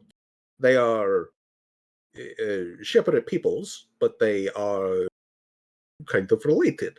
And then you guys show up and you have a uh that older lady with you who is a half, and she just looks like a regular human, except she's small, like a goblin. So, and then today I am seeing reptile goblins, which are called kobold, and so is Shuni just dog goblin? It's Like, possibly. like, They might be hmm, dog, the equivalent of dog goblins. huh. Ish. Because, like, I talked to, um, I talked to a guy here in CAD. Uh, he told me about a people, again, kind of similar to humans, but are not humans, that are called Elsh. And uh, when I ask what Elsh are like, he say they tall gnome. And so I am wondering why there is this strange sort of dichotomy on uh, amongst surface people, where there is a tall version and then like a short version. It seems Uh, like a pattern, but I can't quite uh, put it together. And then it makes me wonder: is there maybe somewhere in this world a small Ezeketi? yeah, we never have Azurketi goblin Yeah, type. I No, never see the Azurketi. fish goblin. Um, Hmm. That does beg the question, and it would be uh, interesting. Now, to make this even more confusing, to in we talked the other day that in Lake, that is over towards uh, the Meek Marshes, there is a lake with fish folk in it. Not Azure Kitty, but other fish folk. These other fish folk, they seem, fine in the very brief interaction I have with them. But uh, they come in two different sizes, but they don't come in like people size and then like goblin size. There is not, like a fish goblin, but instead the fish goblin is people size, and then they come in like trosh size, fish trosh. Hmm. Fish Uh, trollish. That's yeah, and uh, interesting. but according to them, they are not separate people. They are one people. So they like when they get old, they become big. Some of them only become like a little bit bigger, but some of them become like way bigger. And she holds out her arms and to like emphasize her point. She's like, some of them get like real big, and I don't mean they just get fat, like big in every way. It's very kind of intimidating, actually. If I think about it, but again, they seem like normal people. You know, pretty okay. I mean, it's a little bit suspect because they do, you know, keep open relationship with the gnomes and the dwarves. Oh, yeah. But like in a moment to moment interaction with them in their village, they didn't have like, you know, that going on. So at least they were. But yeah, they have also a size change thing. It's just that they individually change shape. It's something I definitely would want to see. Callie says, I've never seen a fish person the size of a trollish. That would be kind of wild to see. Well, should we ever be over in that direction, I have you with issue. But we should probably get back to Umber and let her know that she's been taken care of. She may want to send somebody out here to you know, clean the mesh, because that place is going to smell real bad real quick. Yeah, it will. All that acid is gross. Hopefully none of it got in your mouth. That would be... Thankfully, no. When it happened the first time, I was still in gecko form, and it caught me right across the side, knocked me right off of your uncle's shoulder. But thankfully, I had a good grip, and also I was very sticky at it. But either way, though, the party coalesces and heads back over to the ziggurat. So let me the ziggurat of Umber. All right, let me get rid of these extra. Meanwhile, Seamus is still covered in stomach acid or whatever. Well, he's a lot cleaner now. He got splashed by multiple healing party. Yeah, he got splashed by multiple healing water. Multiple healing water. Ariel's water thing that she does to keep herself hydrated is also really good at washing off chemicals like the acid too. So she could just, you know, squirt gun him clean.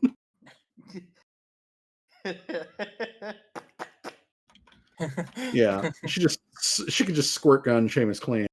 So what do I imagine? She just holds out her little fungus hands and starts just like shooting water out of the soul out of the soles or out of her palms or whatever.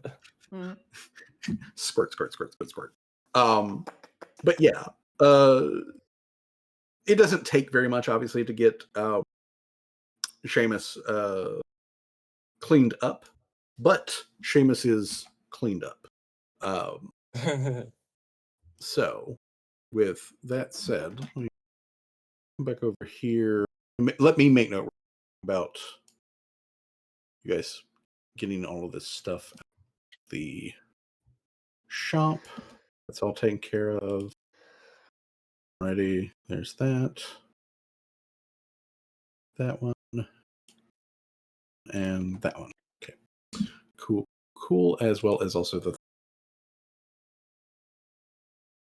Okay. All right. Okay, so with that all done, People. when you guys come from, actually no, on the way back, oh no, I want everybody to make a perception check. a perception. Yes, a perceiving I don't see check. shit, Captain. Oh, never mind. No man, I ain't seen no shit. Dr. Tremors, Mr. Servos. Do you be seeing things? I mean, they better be.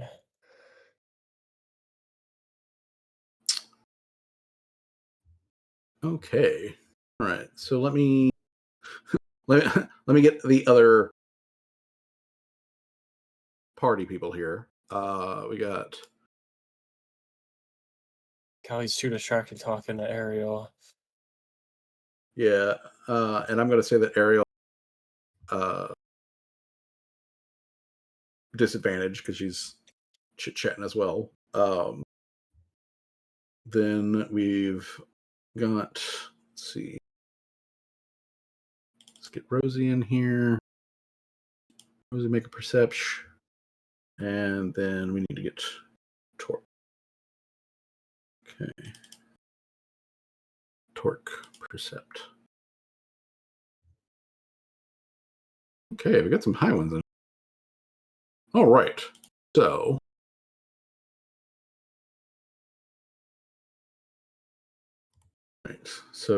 Rosie's in. Ariel is no. Yeah, she's too busy talking to Callie.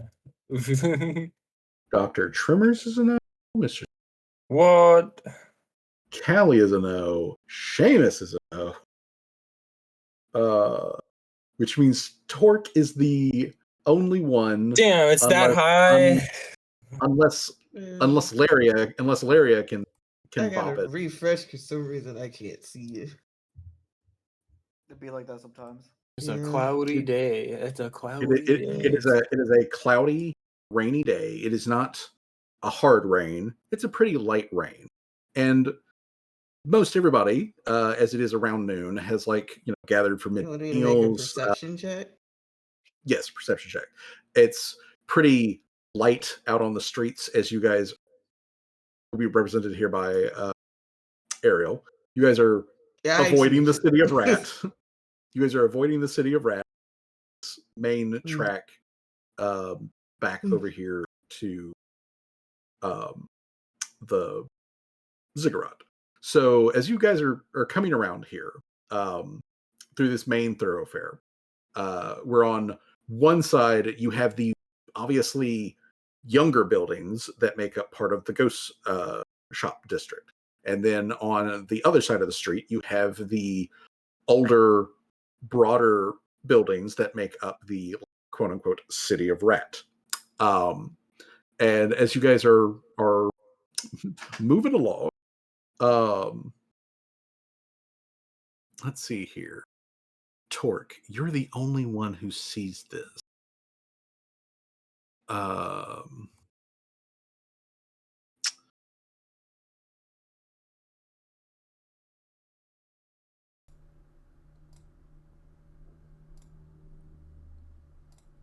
City of Rat. Okay, so in addition, What's up, guys? Oh, hey, what's up? Hello. you're back.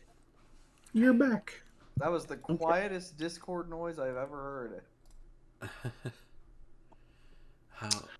Oh, What did I miss so okay. Seamus killed whatever the hell her name was, Lene or whatever the hell her name was.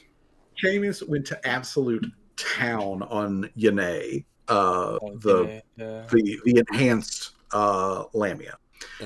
She was enhanced.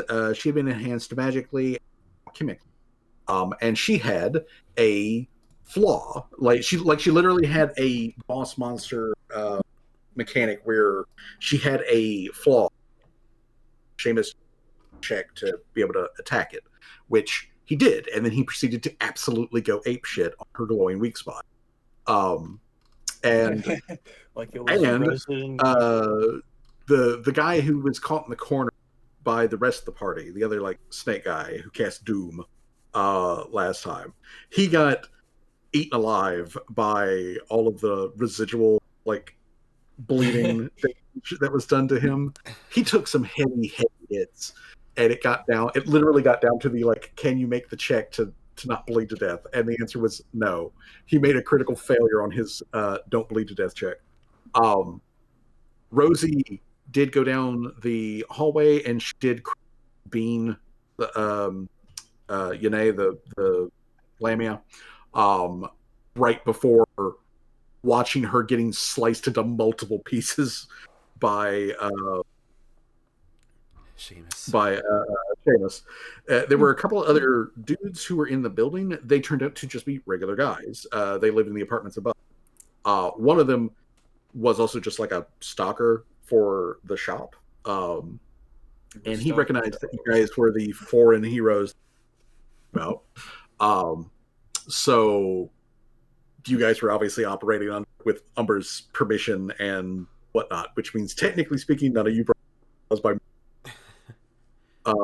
here in the shop. All of the regular actual like citizens and whatnot managed to get out of this fine. You did have one snake guy just abandon the fight. He saw the writing on the wall and was just like, fuck this, I'm out. He just ran for it. He just booked it. He was so by he applied what little intelligence and ran for his life. The party did find a couple of interesting little bits inside of the shop. There was just some gold. There was a couple of alchemical items. There was a cold iron dog slicer, a fireball, and a oh god, what's the other thing? And another thing. But that was all kind of like passed around. Then healing was done out, so everyone is either at full or very close to full. And by the time they were all done and the bodies had been collected and shoved through the magical door back to the shop and everything, the party is currently walking along one of the main roads back towards Umber's ziggurat. It's just afternoon, and it is currently raining. There's been the occasional like peal of distant lightning, that kind of thing, but it's not really a bad storm. Ominous. And as you guys are walking along, I just asked everybody to make a perception check, and everybody failed except Torque. So like Rosie and Torque are kind of like walking behind where Callie and Ariel have been like discussing as they've been walking, this weird theme or pattern that Ariel has noticed since coming to the surface, in that there seems to be a big version and a small people, because until the door opened up to the workshop, she had never seen a Colo before, and she was a little curious on why are there reptilian goblins, and then also why are there's a big dog person, and then she looks over at Jamal and she's like, and he's a person, so is he a dog goblin? And then like, is Oda like a person goblin? It's like, she a human goblin? What's going on? And she also mentioned that the fish people who are not Azurketi, because Azurketi for some reason buck this trend. There's not a small Azurketi. But the fish people that live in the lake over in the McMarches that have been multiple times, they actually have a changed life cycle where they are human-sized people who then become huge, like troll-sized. So there are troll-sized fish people over there in that lake. Troll-sized fish people. Yeah, troll-sized fish people. And according to Ariel, in the very brief interaction that she's had with them, because she went over time. They seemed like okay folk, but they do kind of have an active like trade with the gnomes and the dwarves, which Yeah. kind of problematic. But like when she was there, she didn't see there wasn't fish slavery going on. They better not be, otherwise. But Kinda have to go you know, liberate I mean, them. it may just simply the fish people live in that giant lake there, and they kind of have to deal with the gnomes and the dwarves, and they, you know, just try to keep a reasonable agreement with them. But either way, though, as they're talking, and like you know, like Rosie and Torque have just been kind of like chit chatting, you know, been noticing the differences between the architecture between the shop district, city of Rat on the other side of the street. The fact that people have, you know, are taking their morning, or not their morning, but their midday like meals. Everybody's like settled down for lunch and stuff like that. So the street's pretty empty as you guys are walking along. I mean, there's open shops and things like that. So you've got other people around you or that. So you're not alone. But the street itself doesn't have very much traffic. It's basically just the... And a thing has happened. Everybody failed the check except for Torque. And I'm trying to determine exactly what does Torque notice and what does Torque do about it. So it's a good thing that first person she would alert would be Rosie. Okay. And so what I'm doing is I'm just checking some stuff here. Didn't mean to interrupt and have like a little mini recap thing, but No, you're good. How are you feeling? All right. Still a little like dizzy and nauseous, but like it's kind of on like the downward slope, I guess, as it is. Like I don't feel like I'm gonna like hurl at any moment, but okay, that's better. That's a positive, but stomach is still upsetty. Yeah. Are you still angry at the government? I'm not a big fan of the government. 30 on 30. Were you even there for when that joke was said? No, that came later. Oh, yeah, that came. Yeah, okay. No. All right. Don't worry about it. Okay, so then let me make a hidden check. So here, this is DC flat. This is the story. We'll cry the river and drown the whole world. Okay. All right. So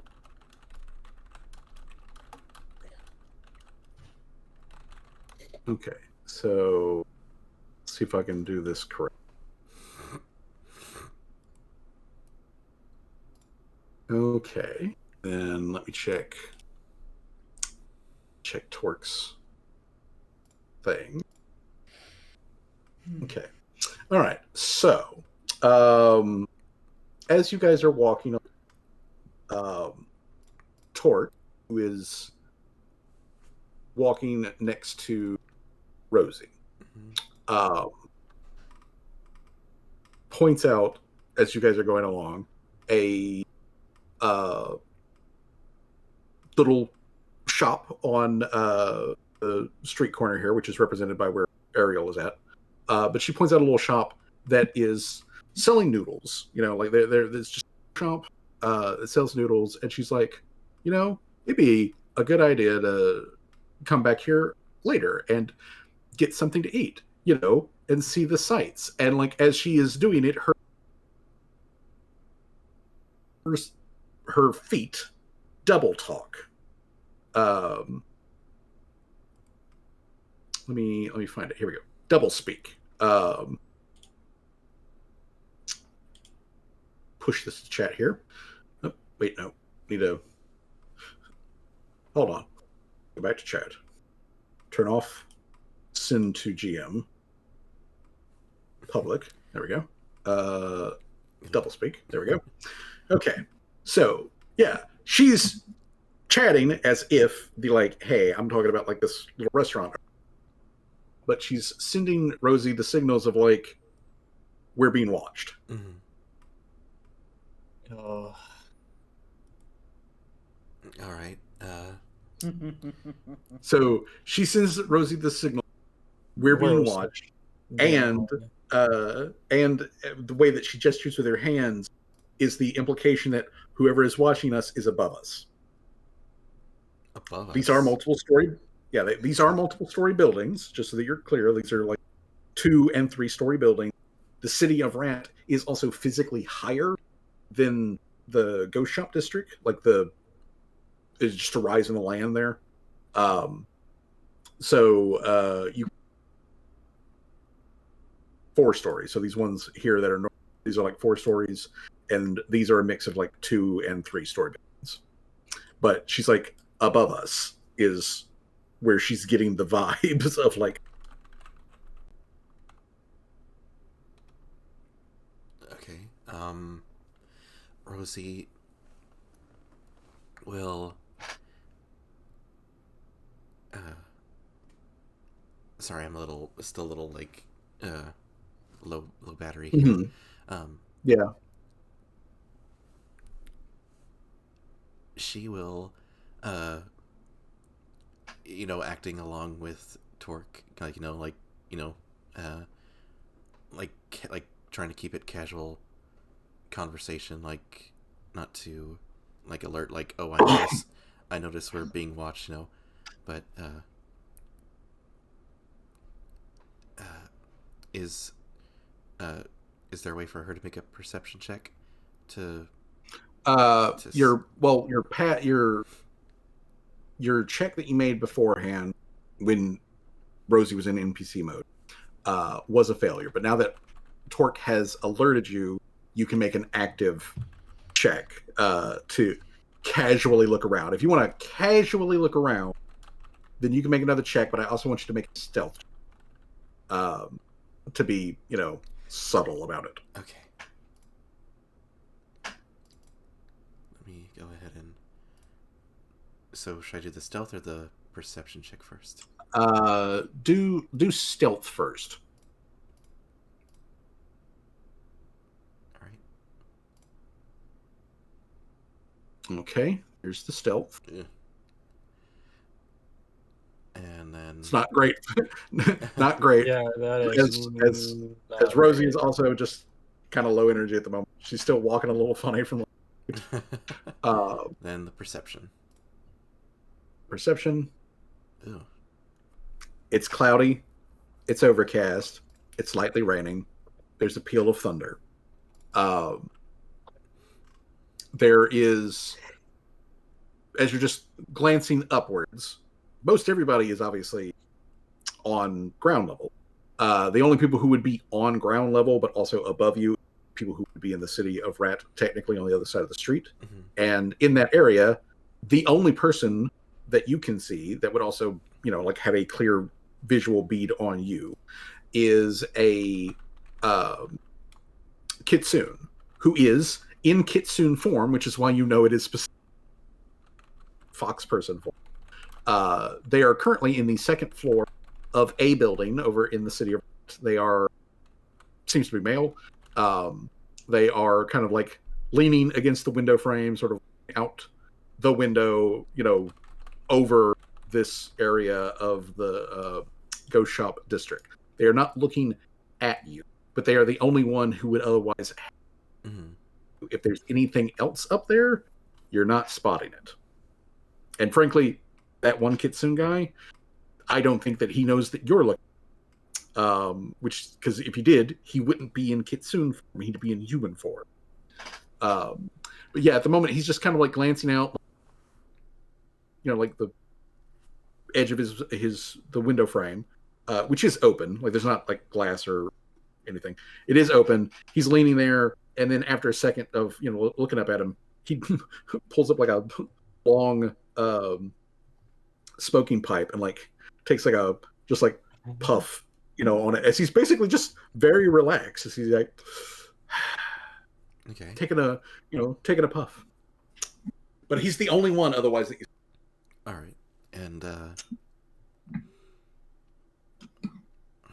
I guess like what's like I don't get like a hostile vibe from them, more just like they're checking us out and just being kind of low key about it or cool about it. Yeah, the vibe that Rosie is getting is that is not what Torque is mentioning. That guy, he's not it. Okay, then.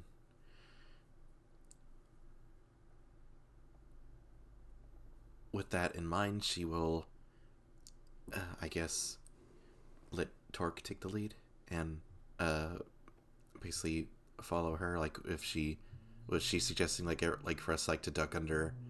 I'm sorry, I'm like brain foggy kind of stuff. But was she saying to? Was she saying Torque's the message that Torque passed was, "We are being watched." And it's coming from but she hasn't otherwise made any indication of we're in trouble, like we're being lined up for an attack. It's just be aware we are being observed by something. All right. And as you guys like take another couple of steps, it becomes clear to Torque that Rosie hasn't spotted whatever the thing is. She points out like another little shop, and she says, "Ooh, we should stop in there and like check and see if they've got any like cute pieces of jewelry or anything." And like she pulls Rosie over with her, and her indication that she is messaging is she's like, "I need you to be a distraction." So like pulls her over to like do like window shopping, kind of like thing of like, "Hey, let's go to windows." All right, and she'll play along and be the distraction then. Okay, then I would like Rosie to make a deception check. Deception, okay. And I'm gonna have Torque aid in the deception. There we go. Okay, that's pretty good, actually. Yeah, there we go. Okay, and Torque is going to aid, which is a +4 for her. Yeah. Okay. Yeah. So when she aids, it adds a plus. Okay. Good. So that passes there. So Torque, like you can see, like Rosie can see, as you guys are doing this, that Torque is moving like she's, also like scanning the stuff that inside and what she's pointing at stuff, but like because you can see in the reflection that she's scanning the reflection and looking for something. And she looks essentially at the reflection above you, which would be, pointed above and behind you. And then she points at a place in the window where there's not anything there, like behind the window, but there is a cloud that is up there. So like in the midst of the rolling clouds of rainstorm that you got going on, there is one cloud that she points out specifically, which is slightly darker than all of the other clouds around it. But she points at the reflection of that and like sends Rosie the glance of like that. Okay. So like does it look like it's like a just from what she can see, does it look like something like flying in the air, or is it just well, if it is flying, it's extremely good at hovering, because it's keeping with the clouds. The cloud is acting like like it looks like collected mist or whatever, but it is hanging a lot lower than most of the other clouds. It is like its bottom reach is probably 75 or less feet away from standing. Like it's very low clouds, and it is a pretty broad thing. Like it's the size of a house. So if something is hiding in it, it could be anything from a person sized to like the size of a yak. Could be inside of that cloud. So it could be large, is what I'm saying. Could be large. the intimidating flying yak. Could be an intimidating flying yak. But yeah, so she indicates all of this, and then like grabs Rosie and like tugs on her sleeve and like tosses her head of like, hey, we gotta catch up with the party, which is continuing to like walk along at a normal pace. But at the moment, you two are the only ones that know there's something up in the clouds watching y'all. Okay, and is there a way for like who is close by to us besides me and Torque? I would say that like Callie and Ariel are leading the way, and since you guys have fallen behind, that means probably Seamus and Laria would be the absolute closest with you. Maybe also Jamal. So well, I don't think Jamal can see something that far away, but yeah, it's a bit out of his sniffer range. Not to mention the rain is going to like hamper that. As can Rosie try to subtly flag down Laria or Seamus to kind of subtly hint like, hey, there's something above us kind of hovering around watching us? Yes. Make a, I guess again we'll go for a deception check. Okay. So let's make it a deception check versus its perception. Ooh, there we go. Mm-hmm. Okay. So,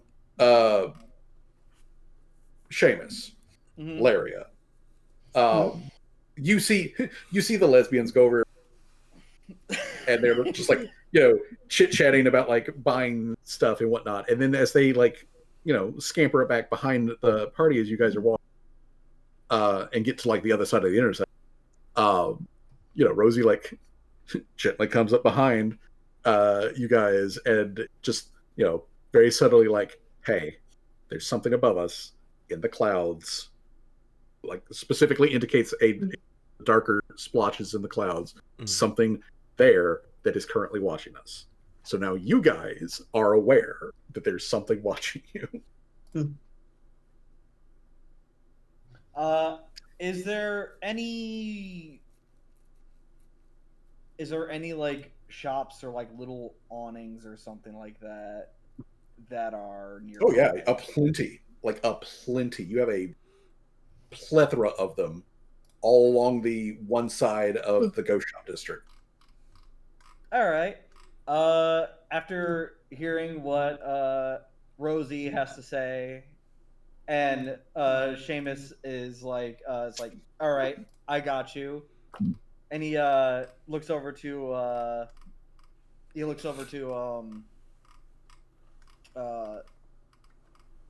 oh my god, I'm drawing a blank. Laria, and says, "Hey, you know what'd be nice? Let's pop a squat for a bit underneath this little awning just to get out of the rain for a bit. Sound good?" And then he kind of just sits, pops a squat with Laria by the like underneath the little thing. I'm assuming they're hidden, correct? Yes, the actual target is literally, and specifically the hidden. Clear on that. Is that when a creature is hidden, you can tell generally the space that they are in, which you have been made aware of, general space. But you cannot see them specifically. They can use stealth to hide, and you can only detect them through imprecise senses. Since your vision, your precision sense, is currently being fucked with for either natural or magical reasons. So any imprecise senses that you have that have the range can also try to get a scope on this. Well, I also have the rings too that increases my range for detect magic. Yes. Yep, you do. So I'm going to use detect magic at 4th rank. Okay. Everybody just let make a your choice, Johnny. Deception or stealth? Actually, let me see. Does everybody just let like Ariel and fucking Callie just keep walking up the road? Then I guess. Yeah, you guys are still chatting. All right, I guess we'll just keep walking up the road then. Not notice that everybody Ariel, in the party's just left us. I guess. Ariel does look back as she notices the separated from the rest of the group, and she like kind of elbows Callie, like, "Hey, what's going on?" Well, it's gonna have to be stealth because my deception's a -1. Okay. All right. Then make me a stealth check, and then hit your detect magic. Okay. Good. That's very good. All right. Not bad for being trained. No, not bad at all. And then detect magic.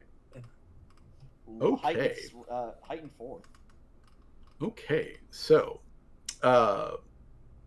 you, because of the range that is provided, or the bonus range that is provided by the range, as you're just like, let me get a.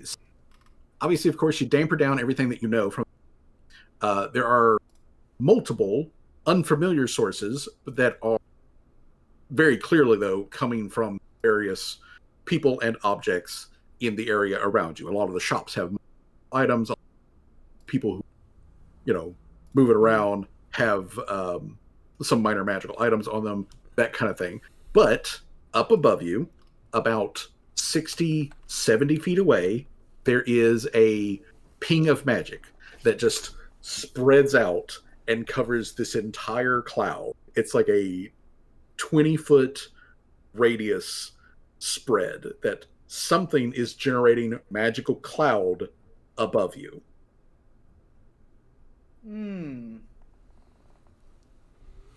So, since you can sense where that is, you can also kind of pinpoint basically the center of where that is emanating from, which most likely is where whatever is emanating is, unless it's a ranged spell thing, but you don't know that part. But you do know, generally speaking, where the center is. It's not directly above. It is slightly at an angle, like maybe about, 15 feet or so. And like I said, about 60 or 70 above you. It is keeping with the clouds, and the clouds that it is generating blend in almost perfectly with the natural cloud. But there's something up there, and whatever that is, that's a big area, and it is covering something.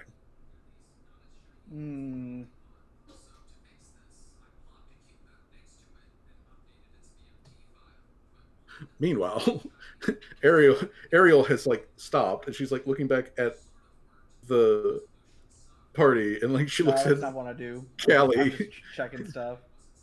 Yeah, she looks at Callie and like arches an eyebrow, and your guess is good as mine. I don't know what's happening.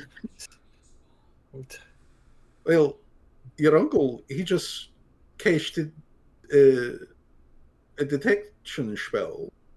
Is something going on? And like she starts looking around. What? Something happening? And then Ariel, being the goober that she is, Seamus waves, and it's just like doing like hand motions, saying he points up, does like a binocular things like with his eyes at us, and he's doing like a little shush thing, like don't draw attention to it, don't look up, we're being spied on. He's like playing charades. Yeah, I don't know if that's gonna get translated well though. you see her open her mouth like she's about to shout out, "Hey, what are you doing?" but she is actually a smart woman. And so she's like, hey, are you guys hungry? There's a place around here that I know that sells bread. I think they call it a bakery. Bread. Bread. Yeah. Some of the bread is hot. Some of the bread is sweet. Some of the bread is spicy. Actually, this would be kind of like a good time to get together and talk about it. So You can go to the bread shop, yeah, the bakery, the bread bank. bread on deck, bread on the floor. bread bank. Yeah, and we It's bread. I guess It's that would be the next course it's of bread time, action. motherfucker. It's bread time. It's bread time. All right. Yeah, So then, okay. So Ariel leads the party a very short distance, like down here, further into the Go Shop district, to a bakery, and they've got like an awning and a table. Folks, they've got like a shop window where they're selling bread and drinks and everything. So technically speaking, if you wanted to pick up some coffee and toast, you totally can pick up coffee and toast or a sandwich or but like she brings you guys here and she's like, yeah, I ate here at lunch. I got some I got a with what they call it, a sampler. They gave me like little bits of different kind of bread they make, so I could try it out. And I like the sweet one. The spicy one was a bit much, but the sweet one and the not sweet one that isn't also spicy, very good. And they also have this very they also serve this like brown drink that is hot. I don't know what they it's call not it. Blood Eye Coffee, is it? So Callie hasn't made it in a while. It's not Blood Eye Coffee. It's just they serve it like they basically Brown Eye serve it black. Coffee. Brown Eye Coffee. Callie, I guess to Seamus is like, and Ross is like, mind explaining what the fuck is going on before I get real upset that I'm always the last one of the party being told of things happening. He replies back in Rasu, it was more of an impromptu thing, but apparently we're being spied on. Oh, okay. But this is a large enough awning that the entire party can gather underneath. Block Callie from takes a bite direct of vision above. Callie takes a bite of Ariel's sweet bread. She is the guy here who make it. He say berries in it, and other kind of like fruit, and he have do you know what banana is? Yeah, I know what banana is. Yeah, banana I don't know. Here, Yes, they do, and they make a banana bread, and I don't know how you turn banana into bread. Some kind of dark magic.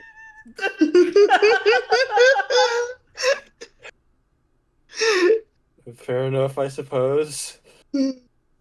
But it do taste good, and they also make this other sweet stuff. I have no idea what it's called, but like you can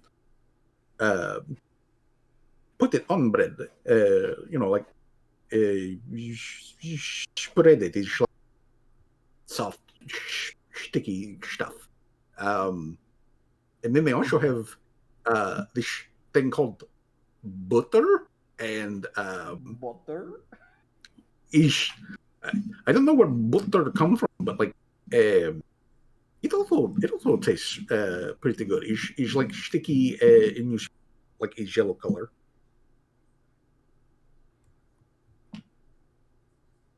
And basically, she doesn't know much shit about baking, baked goods or anything like that. but like she's just like, yeah, I've had and whatnot, and she's basically keeping up the like whole thing of like, I'm showing you guys around because you're here thing. But once everyone is gathered in, Torque tells everybody like, hey, I noticed something up there. It's in the clouds. Callie says. Yeah, it's in the cloud. It's in the clouds, Callie. I don't know what it is. But like, sorry, not Ariel. Did Laria ever tell anybody about that weird incident she had with the clouds above the workshop that one time? I think she may have mentioned it, but like I don't really remember directly if it's. I think I did. Laria, okay, Callie looks so at then Laria and is like, "It's not. It does. It can't be that it has something to do with that same incident that happened before, does it?" It seems like oddly coincidental. Yeah. Weird. I keep having. Should probably be cautious of that though. Yeah. actually I need to experiment with. So Experiment with something. Oh, no.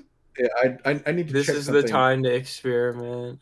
with well, I wouldn't know without you guys here. Okay, so I'm going to put a dummy Snake Man on the map. Okay, so this dummy Snake Man, let me know if he vanishes.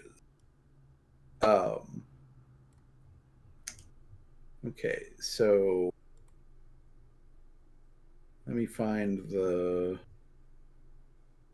Holy shit! I can fucking zoom in. Holy fuck! All right, yeah, here he goes. He's gone. He's gone. He's gone. Okay, he's gone. He's Okay, gone. I wanted to be.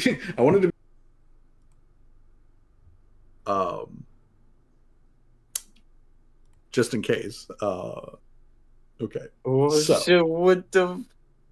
Okay. Oh, okay. You don't think this has something to do with Soul Riot, does it? Well, Callie says to the rest of the party. me looking at like the gauntlets on my hands with his teeth. His teeth? You mean his brother's teeth?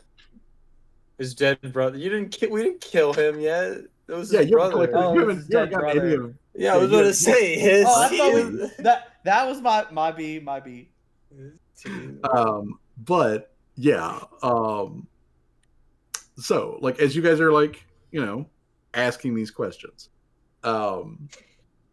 anybody who happens to peek around the awning to look up into the sky will see that the darker cloud that was slightly darker than everything else, it has casually followed you guys down the street. It is still moving with the other cloud, like normal. Not that there's a lot of like wind at the moment, but that darker coloration has flowed down the alleyway towards where you guys are at. And I am going to make a roll. So let me. Oh Lord! You said the cloud's about like 20 feet, right? It's got like a 20-foot emanation or something like that. It is a 20-foot radius, roughly radius circle. So you're talking about. So it's like 40 feet wide. But yeah, it above is. Us, right? It's about 60 feet above you. It's about 40 feet wide.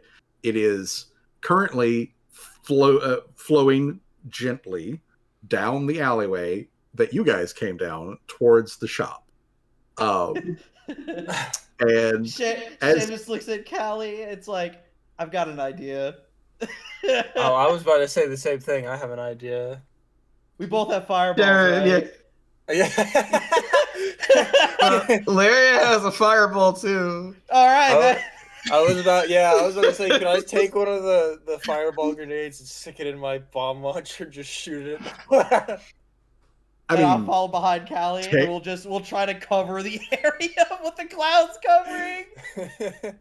I mean, technically, yeah, you can put one of the fireball grenades into your bomb launcher and just fire it into the cloud. But you are in a populated, like a densely populated urban area. I don't care how small. I don't care how populated the urban area is. I cast fireball. I mean, like father, like daughter. Here's very much the answer. I'm not going to stop you. So if you guys want to, if we want to light up this cloud, if you want to lob a live fireball into the cloud, then tell me that's what you're going to do. And, if you're down for it, Syrup, I am too. Yeah, I'm down for it too. Yeah. Okay. Alrighty then. Oh boy, cool. Okay. Fuzzy's just like, oh, these fucking assholes. Hey, I am the one who manufactured the encounter. Okay, and I am the one who knew that those items in that shop. So it's like all Kaku. Yeah, but it's like it's all according to plan. Okay. This was he baited y'all. Okay. So all right. So we'll just absorb all this and throw it back. Absolute bait. Okay, first and foremost, who actually does have the necklace of fireballs? Oh, I do. It's Callie. Yeah, okay. I have it. Callie's got the actual necklace of fireballs. So Callie is going to draw one of the fireballs off of it. Yep. We're going loud. To use that. Father-daughter idea. Citrus, they're about to launch a fireball at the cloud. 2 fireballs. One from Callie and one for me. It's a 40 area range. We got a 20 they're area about burst. to commit chaos. All right. Well, if we're gonna go loud, then all right. All right. Yeah, we're going loud. Okay. Yeah, we're going live. Okay. So then, Seamus, if you would just cast for me a fireball, and Callie, if you would use one of your necklace of fireball. How do I use that? Oh, here we go. I see it. Okay. Here we go. Oh, Jesus. Seamus kind of points to like the general area. It's like around that region. If you see it, yeah, I'll get one side, you get the other. Okay. Cover the 40. Okay. All right. So there is 2 saving throws that it needs to make. One versus Seamus, and one versus the lobbed grenade, which is a 30. Okay. Alrighty. So let me check its stuff real quick, just to see if it's got any. Just to see if it has anything special when it comes to ranged spell attacks.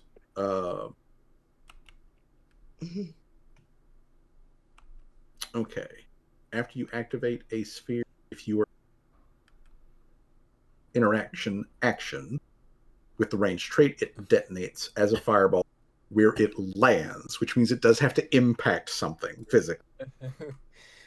Whereas Seamus's fireball can be set to go off at a range. It doesn't actually have to collide with anything. Well, I mean, if we're both within the 20-foot burst of each other, the burst could hit Callie's burst. Or Yeah, That is yeah, true. that- That is it- true. Yeah. It turns into an even bigger explosion. Okay. All right. We're So- we're ski shooting. He's trying to hit my my grenade with his fireball. with just the AOE part of it. Okay. So, on this lightly rainy middle of the day, there is a flash of lightning and a peal of thunder as Seamus and Callie step out from underneath the awning at this bakery, aim down the alleyway, and then up and fires off, and a split second later cast fireball so that there is the chain explosion above the building. So there's natural thunder followed up by the absolutely kabooming thunder of two spells. Same. Hey, we can blame it. It was time. just lightning struck really close by. That's just the thunder. We could. Damn, bro, that's a really bad one, man. Okay. Okay. All right then. Saving throws happen. Let me actually both of you on your individual things. Mhm. Roll your damage. All right. Oh boy. 12d6. There they go. Let's hope we didn't make a horrible mistake. Okay. They're the ones who made it. They're the ones who made the choice. I know. Hey, bro, they're the ones flying around spying on us. Okay, they should have chose somebody else to do that if they didn't want to be blown up. Cloud dragon. Cloud Oh. dragon. Fucking dragon. Oh, Cloud. God. Dragon. All right. And out of the clouds, and that this dissipates, a solid form Oh my becomes god. That's a becomes huge visible. bitch. Oh, Becomes my visible. God. Hey, man. As an- Why as is a- there a cloud dragon spying on us? As there is a full blue, He's working. white, and yellow dragon sitting low in the clouds that is now smoking and is looking at the end of one of its four slightly on fire, and it goes to blow it out, and then it looks down at you, squints its like eyes, and there is sparks of lightning as it's like, you little sluts. You little sluts. Oh, this one's sassy. You little sluts. And it spreads its wings, which have a good, 20-foot wingspan. Excuse me, not 20-foot wingspan. This is this dragon? Oh, I'm sorry. 35-foot wingspan. Oh. 35, jeez. 35-foot wingspan. And it releases from the clouds, so it is no longer cloud walking. It is now in flight. And so it drops like a bat out of the clouds, flares out its wings, and does a low sweep over the buildings. And as it does, it is going to activate its aura. Oh, boy. It's like Mhm. everyone else, walking down the street, see this too. Oh yeah, everyone else is just See like, a dragon, you know, what? is just like taking, they're finishing up lunch, they're on whatever their day-to-day business is.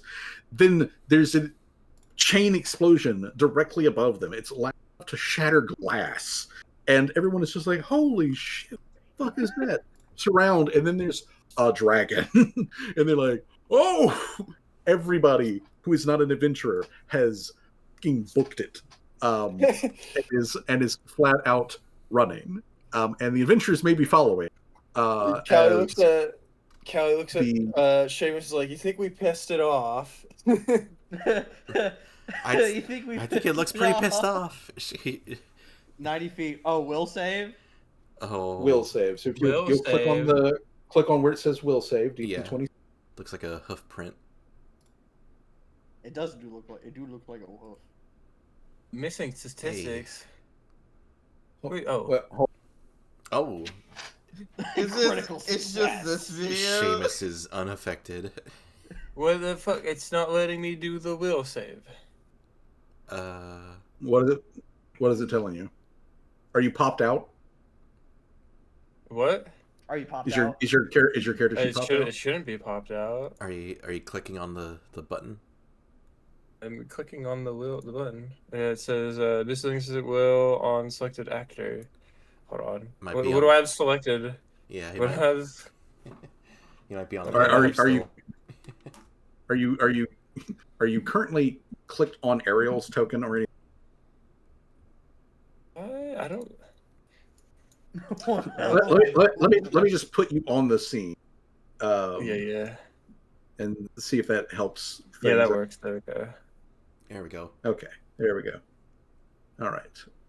Which also means that I need to add in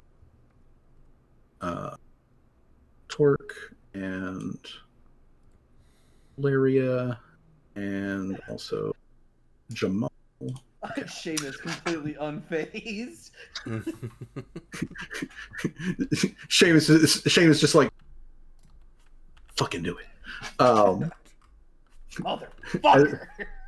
As the dragon swoops above everybody, like basically like a strafing. Damn, bro. So let's see here. Let me get saves for the NPCs. So first of all, is Ariel. Should be Ariel. Yes. Okay, there's Ariel. And then Torque, who I have a sneaking suspicion is a bitch. Don't call her that. She's not. Dragon 4. Oh, sweetie. God. Oh, She's a little Oh, bitch. that's Don't to make say a that. saving She's throw? indeed scared shitless. she is indeed scared shitless. Oh my God. Fucking called it. Oh, that's so good. So good. This is just Okay, Seamus, okay. Seamus from the fucking roar. Okay. By the way, that is a automatic success. Success. I think it is. Crit success. The crit success, yeah. Yeah, it's Okay. it's part of my feat. Yeah, if you've got a thing that says that if The fact that she's got a natural mental. 20 to that's fucking Do I have anything from wild. the saves? hey, that's I mean, it happened. It probably makes sense after she got plugged into the mycelium network. It was like I think steely nerves. I do know that humans do get a emotion related feats. I don't know if Rosie's got any of them, but it's all good. It's all good. Actually, speaking Torque is half human. She might have those. Let me check real quick. Doodly doo. Oh, that's gonna be one hell of a cliffhanger. No. No. Yeah, so Damn, learned in there. a dragon has appeared in the skies of over Akkad. It has swept past the party, and everyone has had to make will saves. If you succeeded, you are still frightened 1. Even if you succeeded, the only way that you're unaffected is if you crit succeed. And if like Laria, you also have a feat that like upgrades your successes to a crit success. But even if you succeeded, you're still feared 1. So I need to also put feared 1 on Ariel. Okay. Torque.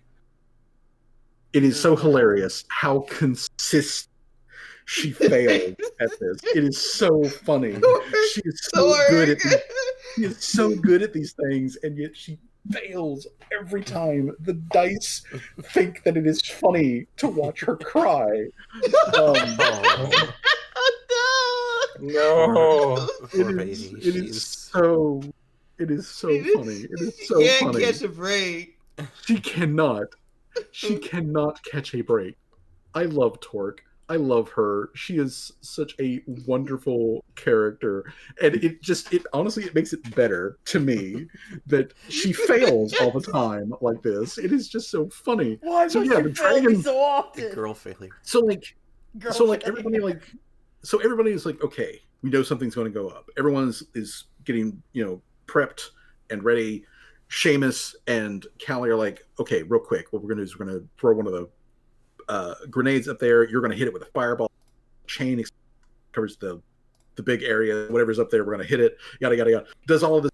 Pulls out the cool trick shot to do all of this. There's the big kaboom and the reveal of the dragon. And meanwhile, Torque, who is like a backline character, anyways, she sees the dragon go by and she just lets out the most pathetic girl failure whimper and she just kind of screaming. Yeah, you hear her scream, and she just ducks underneath a whole fucking ass table. She is on all fours under a table. I'm surprised her ass can fit under there. Well, I mean, her ass is the thing sticking out. Yeah, her ass is sticking out, but you know what? So I'm going to add a prone condition to Torque. So yeah, she just throws herself underneath the table in fear as the dragon calls you guys a bunch of sluts and then swoops by. And this is where we are going to end. With a dragon that has shown up, called you guys a slur right after you fireballed it, which I think honestly is kind of valid. I ain't no slut, bitch. I'm not a slut, you slut. The two magic users are untouched while everyone's just got chills. Real quick before we and how do I add the frightened condition? If you click on your token, right click on your token. Oh, right click. You'll see a pop up, and you'll see a status effect. There we go. And then if you click on that, you'll see a little spooky hand that's frightened.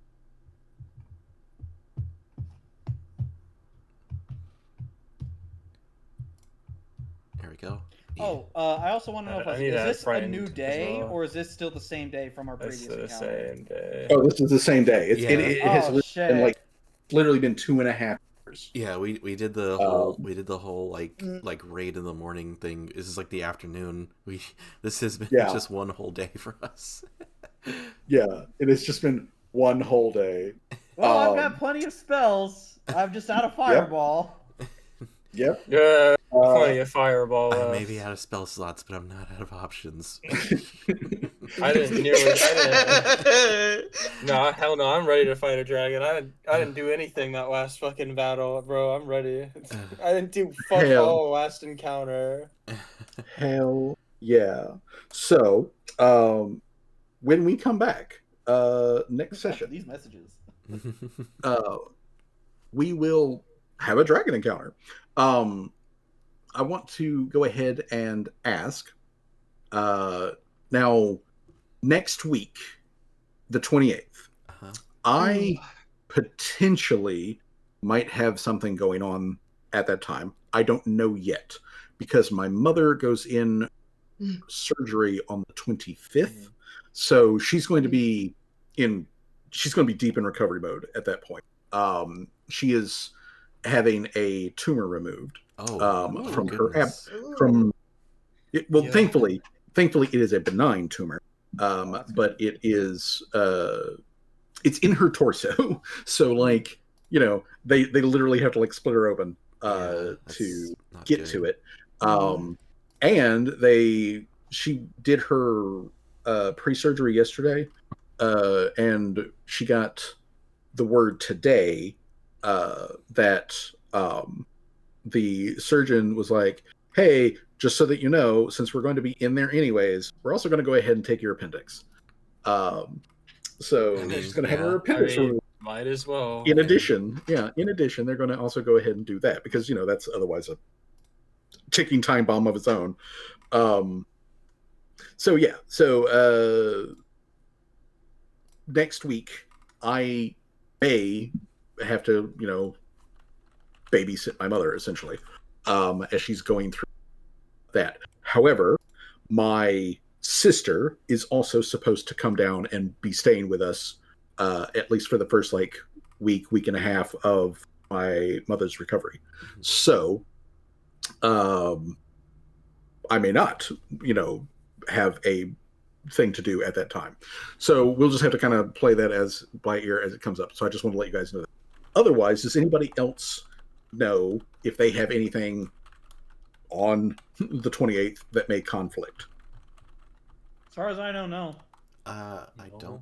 Okay. Same here. I mean, but honestly, Okay. especially as all things considered, just don't feel pressured to run the game.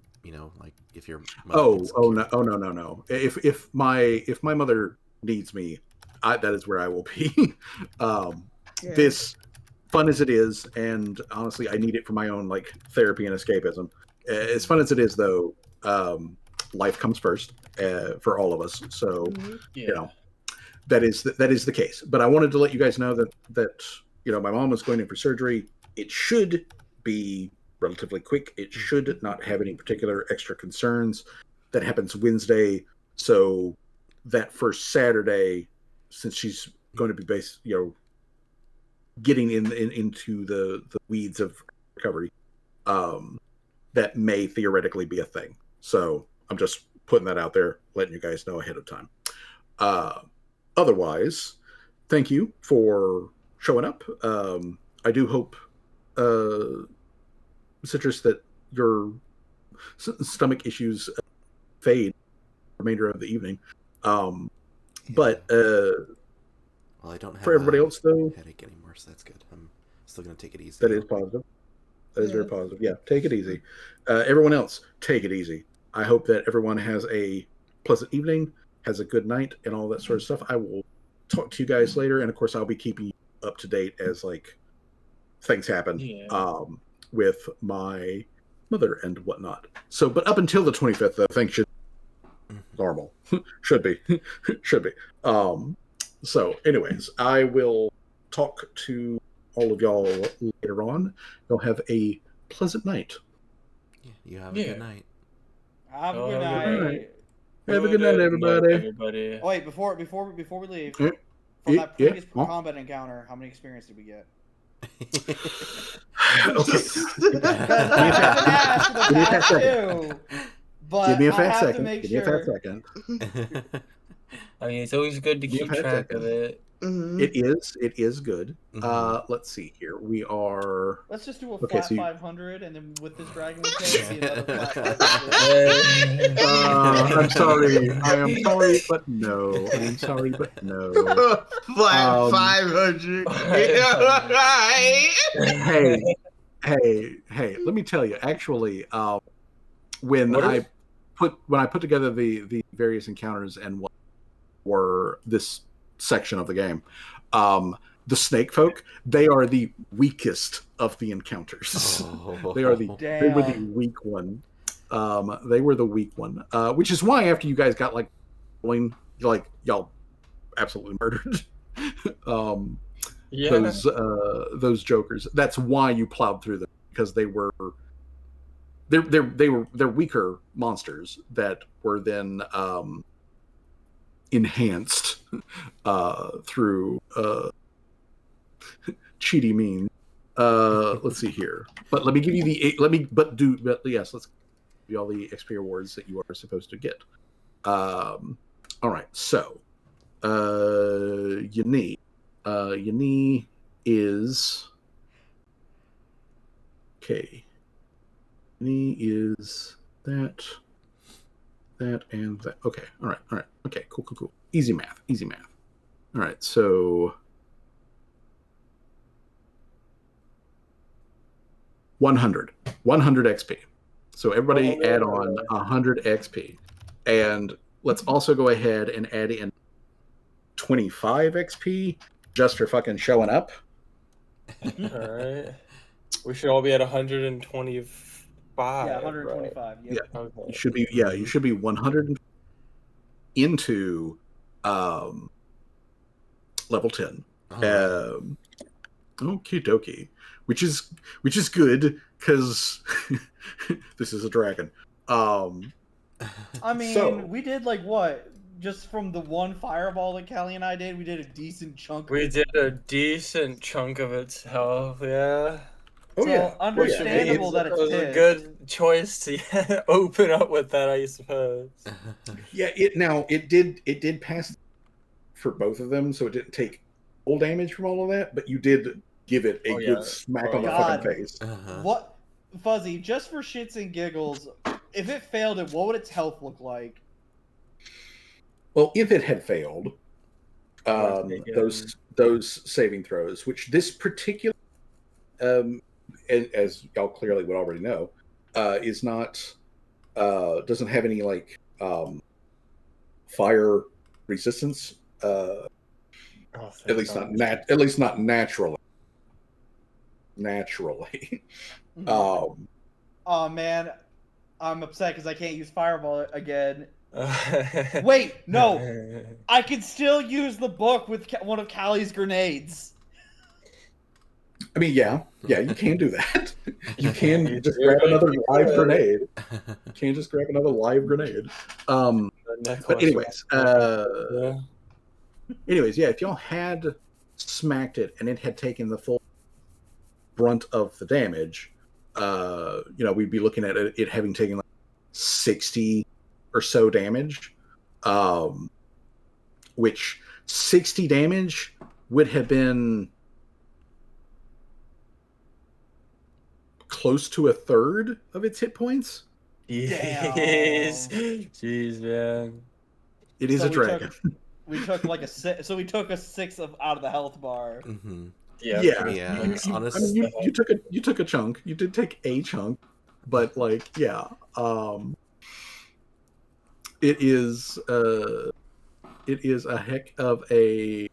I'm interested to see how this encounter is gonna go. Whether it's gonna just fuck her shit up, or it's gonna just get its shit call us sluts, and then fuck off. or sluts. Or if it. You sluts. We don't even know if this thing is like related to Soul Riot or anything like that. It could just been like. That's not entirely true. We know that Soul Riot is working with the other dragons. Yeah. Soul Riot from fuck, what's his name? It was what's his name? It's the green kobold, the big green buff kobold told us that he was working with other. Mm-hmm. Other dragon folk or whatever. He did say that Soul Riot was working. Soul Riot and the Cyclops mummy guy, they did mention other dragons, although specific other dragons. You can tell.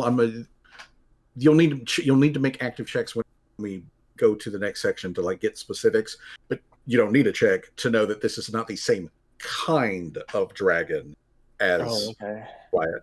Soul Riot is a green scaled dragon, which is called a horned dragon. This is a cloud dragon. So this is a different kind of dragon. Soul Riot is also ever so slightly bigger than this dragon, which implies that he's also older than this dragon. Yeah. But other than that, though, this is gonna be fun. Well, Fuzzy hasn't told us the roll for initiative yet, so I figure there could be a chance that we could just say what Callie and I did was like We were Is it a spying on- social shot. encounter? We can probably make it a No social encounter. shot. We are killing this thing. I don't care. Callie's like, We I will want that see. on my wall. We will see. We will see. But Because, yeah, this is the end. We'll take it up next session on exact details of the encounter. So yeah, everybody, have a good night. Good night. Good night. Good night. Bye. Good night. Bye bye. Mwah.